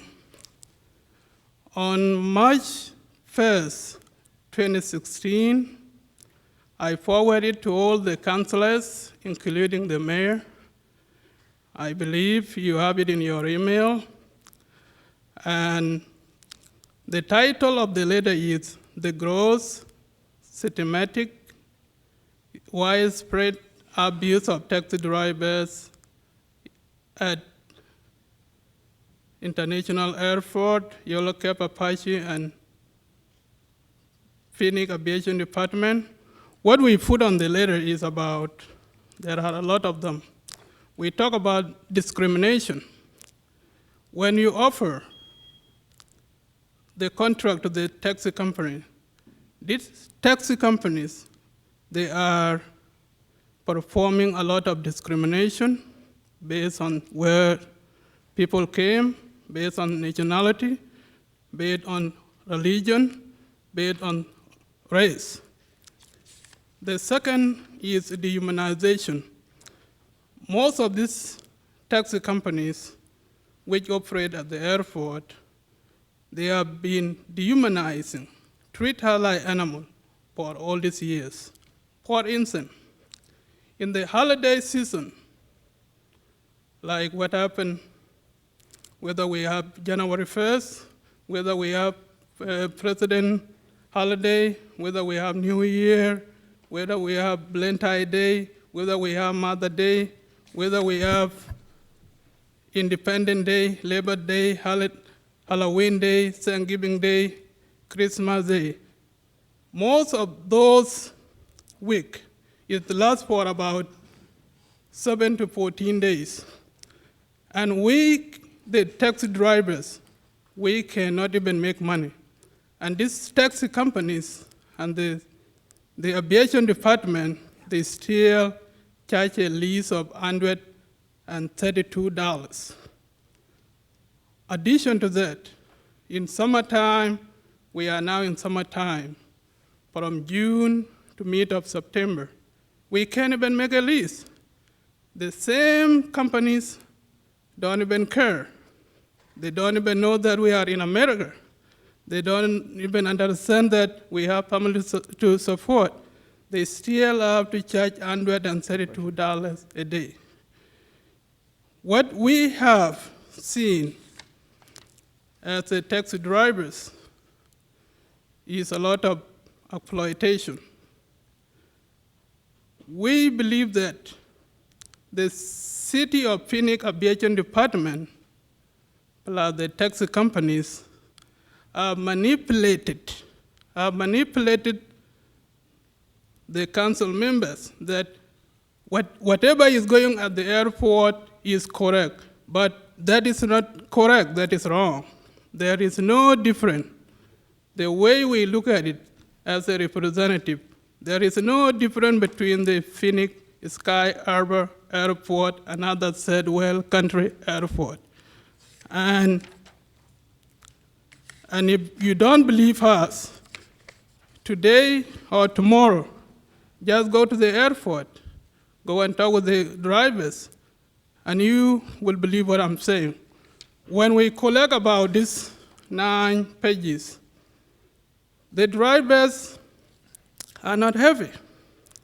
They do believe that because they have been treated horribly, they do believe that because they are migrant, they believe that they are minority, they believe that nobody represents them, even the council members. And that is what they used to say. Mr. Abraham, I gave you a lot of leeway to make additional points. I don't even close up or finish up your point now because of other speakers. Okay. All right, thank you. As we are concerned about the discrimination, as we are concerned about exploitation, as we are concerned about demonization, as we are concerned about exploitation, threatening, nepotism, the only solution for all those ill or barbaric abuse, we, the drivers, we believe the only solution is to make all the taxi drivers to be owner-operated. We don't want middlemen. We are tired of middlemen. If you give us that opportunity, that is what all these people want, if you are representing them. Thank you. Thank you very much, Mr. Ibrahim. Mayor, may I ask him a question? I think Vice Mayor had a question first. Oh, go ahead. Vice Mayor? I just wanted to say that we do take discrimination complaints very seriously. We want to have a welcoming airport, and we want to be welcoming regardless of religion, where you are from, and so the staff has looked into that. We have an equal opportunity department. There is a process, so you have to give both sides the side to communicate. We also want to I think, have a significant commitment to owner-operators in here. And so how many drivers does Sky Green represent? Over 100. So you would be definitely eligible for the owner-operator? And I think we can't do a discrimination complaint in public, but if just staff wanted to add anything about either of those items. Mayor, Vice Mayor, that's absolutely correct. The EOD department is investigating that, and they are giving, as you indicated, both sides of the allegations an opportunity to respond, and so that is ongoing. As to the opportunity, Sky Green, should they propose a general manager that meets the minimum requirements in the RCS, everything I've heard suggests to me that they would be absolutely eligible to participate in this process. At a minimum, 30 cabs would be allocated to them as a small company. Most cabs operate with 2 to 3 drivers per cab, so 100 drivers, that actually looks like that would work, be certainly a workable solution. We look forward to their proposal. Fabulous, thank you. Oh, thank you, Mayor. How much do we charge you every single year for your cab? Yeah, they charge us about $52,000 to $56,000 a year. What it means is they charge $1,000 weekly. So, and if you multiply by 52 week yearly, you get about that. But they charge extra. They charge about 6% of whatever the driver make. Like if a driver make $1,200 weekly on credit card, they have to charge 6% of that, and then they add it on their lease. So we charge a range of $52,000 to $56,000 a year. Thank you. let me ask staff then, how much do we charge the taxi companies per vehicle and all the upgrades they have to put in the vehicles? Mayor and Councilman DeCiccio, and in the current contract, they bid the fee, so it was up to them to determine what they felt was appropriate to propose. Bids range from $14,000 to $16,000 per vehicle per year to the city for the opportunity to provide service. In the upcoming process, all we're charging is the $3.25 trip fee. So there will be no escalation, no bid. There is no additional, outside of the requirements, of course, of vehicle size and age requirements. Those are the only requirements we would have. So the question I've got for you then, they still live under this requirement of having to pay that, correct? I'm sorry, Mayor, Councilman DeCiccio, could you repeat that question? They still live under the requirement of having to pay the $16,000 per vehicle. Under the current contract, they do, but going forward, they will not be required to pay the city the $16,000. They will only pay a per trip fee of $3.25. I also heard the speaker speak to the comment that they're required to pay a credit card transaction fee. In the upcoming contract, we're waiving that requirement. We're requiring each company as a proposer not to pass that fee on to the driver, so that should hopefully eliminate that issue as well. And then how about the requirement dealing with them having to have certain upgrades in their car and all that? I mean, I don't think those, I know we require Uber to have UberX there just on the pickups. Mayor, go ahead. No, that's okay. Mayor, Councilman DeCiccio, besides the traditional cab requirements of having the logos and the decals on the side indicating what the rate is, we require them to have a rear seat credit card terminal so customers can swipe or use Apple Pay or whatever the mechanism they'd like to use to accept that fare. We require it to be a mid-size vehicle. There are no other requirements outside of it being a clean and vehicle that's within a certain age range. Alternative fuel would be another component. Yeah, but we don't require that of the other companies. Contract companies, we do have an alternative fuel requirement. So the current contract, for example, for shared ride van services with Super Shuttle has that requirement. And we offer an alternative fuel discount to other operators, permittees like Uber, Lyft, and others. But they don't require to do that. I know because the car that picked me up on Sunday didn't have it. That's correct, sir. And because I knew this was coming up too. So the other thing, what I'm getting at here is that you can't put all these requirements on one entity and not do it on another. You create an unfair competitive advantage for one side. I don't have any problem, just from my end of it too, them allowing to be able to be independent. Why shouldn't they be? You know, they should be able to do that.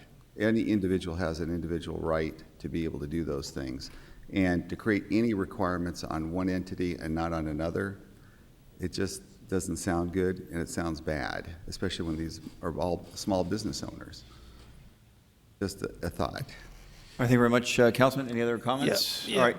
For the new contract, they still charging 920. The companies still charge the same. They have not even changed anything. It's still. Well, that's why they want to go independent. I get why that. I mean, I know that you're being charged by the company and the city. I understand that, and I'm glad you clarified that, because you have these extra costs associated with it. And then at the end of the day, the consumer pays for it too. Yeah, the issue. That's not correct. We're going to have, sir, we got to restore order to the meeting. So Mr. Abraham has already had his chance to speak. Councilman DeCiccio did have some questions. They've been answered. So we're going to move on to the next speaker. The next speaker is Mr. Lual. Please provide testimony before this council.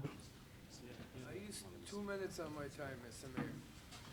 I had 6 minutes. Your Honor, council members, the whole thing the drivers are saying is that they are capable of managing their own business. It's not a matter of dealing with drivers individually. We are coming under one umbrella so that you can provide good services to our customers. When you talk of taxi cab at the airport, what comes into the mind of the customer is an old Crown Victoria. Drivers are ready to bring new cars to give our customers comfort and luxury. There's another issue that I want to talk about. That's a coordination between the aviation and the drivers. Drivers are not consulted in anything. Drivers are the full soldiers, as mentioned by my colleague. They are the ears and the eyes of the airport, but when it comes to issues, drivers are ignored. The last time we had a meeting, the director said he was not even aware whether taxi drivers have insurance, which is surprising. The taxi drivers, as you see them, no one knows, even the aviation director. We don't have any coordination, we don't have any meeting. So how do you report on behalf of us? The people don't know you, so what kind of report do you give to the city about the drivers?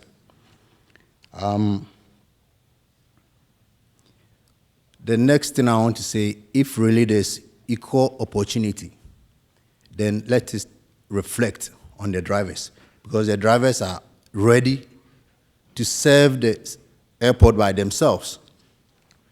They don't need middlemen anymore.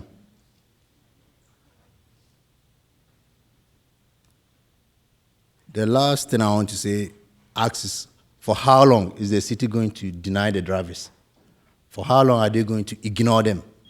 For how long are they going to allow them to work under companies when they are ready to work for themselves?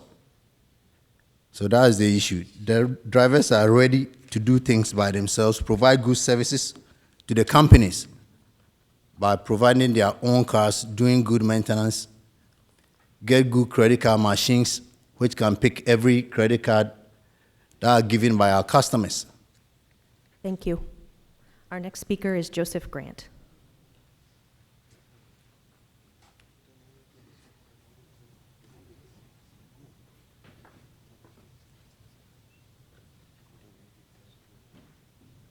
Followed by Abraham Deng.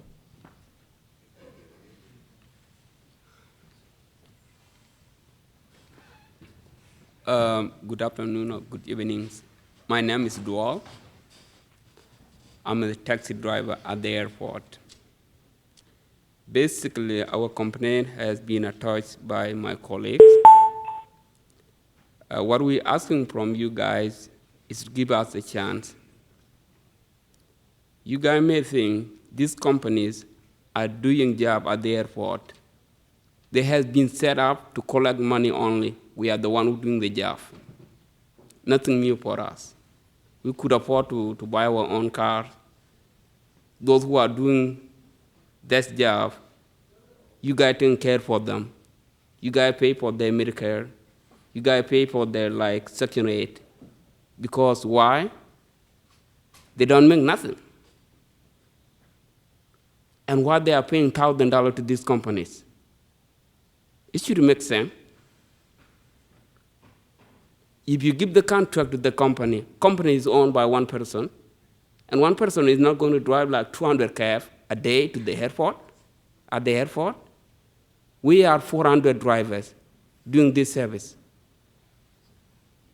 What the company does, tell us, we are the one who are sitting behind the wheel, 18 hours a day, and later at the end of the day, you go home with 30 cents in your pocket, and you're paying $132 to the company. Why is that? And you're going to pay for them, for the insurance, for the Section 8? These guys, most of them are disabled, and they are capable of doing this. And they have been taken advantage for this politics. These guys, they're not telling the truth. We're asking, give us the contract. The city controlling us is not the companies. City dispatch out to the cab. The only we have for the companies is a cab, it's a taxi. And they are saying that, okay, pay for the lease. You're driving our company, you're driving our cab. We are capable to bring our taxi in.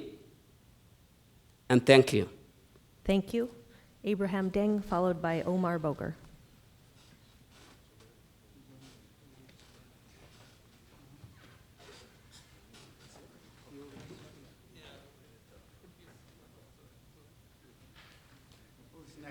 Yeah, there are two Abraham, so it's me, Abraham Deng. Is it Omar then? Did we already had Abraham? Yeah, Abraham Aberit. Is there an Abraham who you, okay, so you, yes. Our final Abraham of the day then.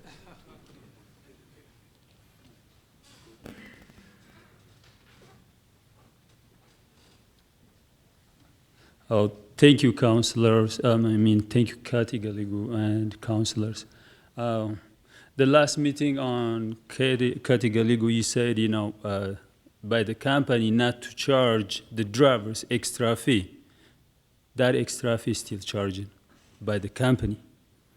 I know you said last time, but it still is going on. RFP. So when this goes through, right? But the contract is over. They should not charge. The contract is over. Still, they go month to month. They pay like a prepay. So still, they should not charge that fee. And another one, Chad, thank you for, you said, Sky Green, anyways, they're going to get the small business company, you said 30 cars. We appreciate for that. But if you guys, the big company, we would still be happy. Thank you. Thank you. Omar Boger.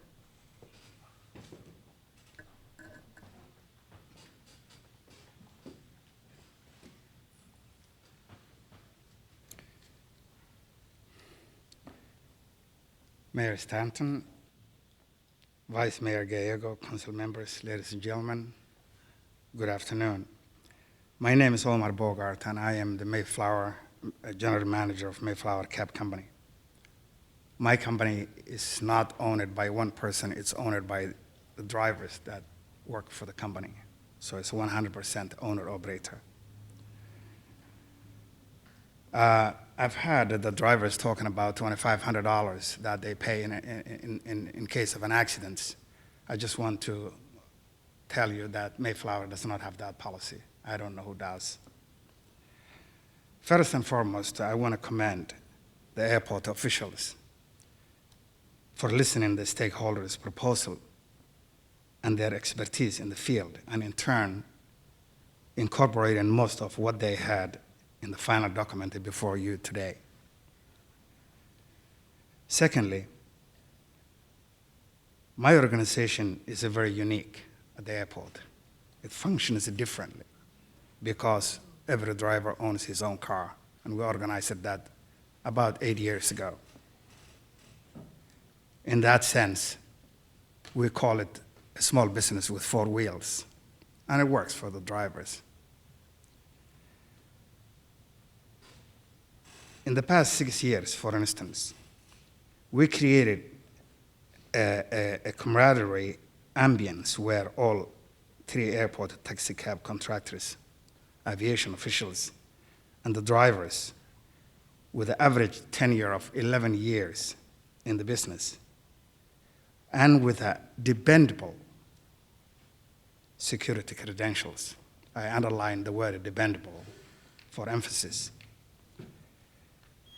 All these 3 units functioned as a 1 unit for the betterment of the traveling public.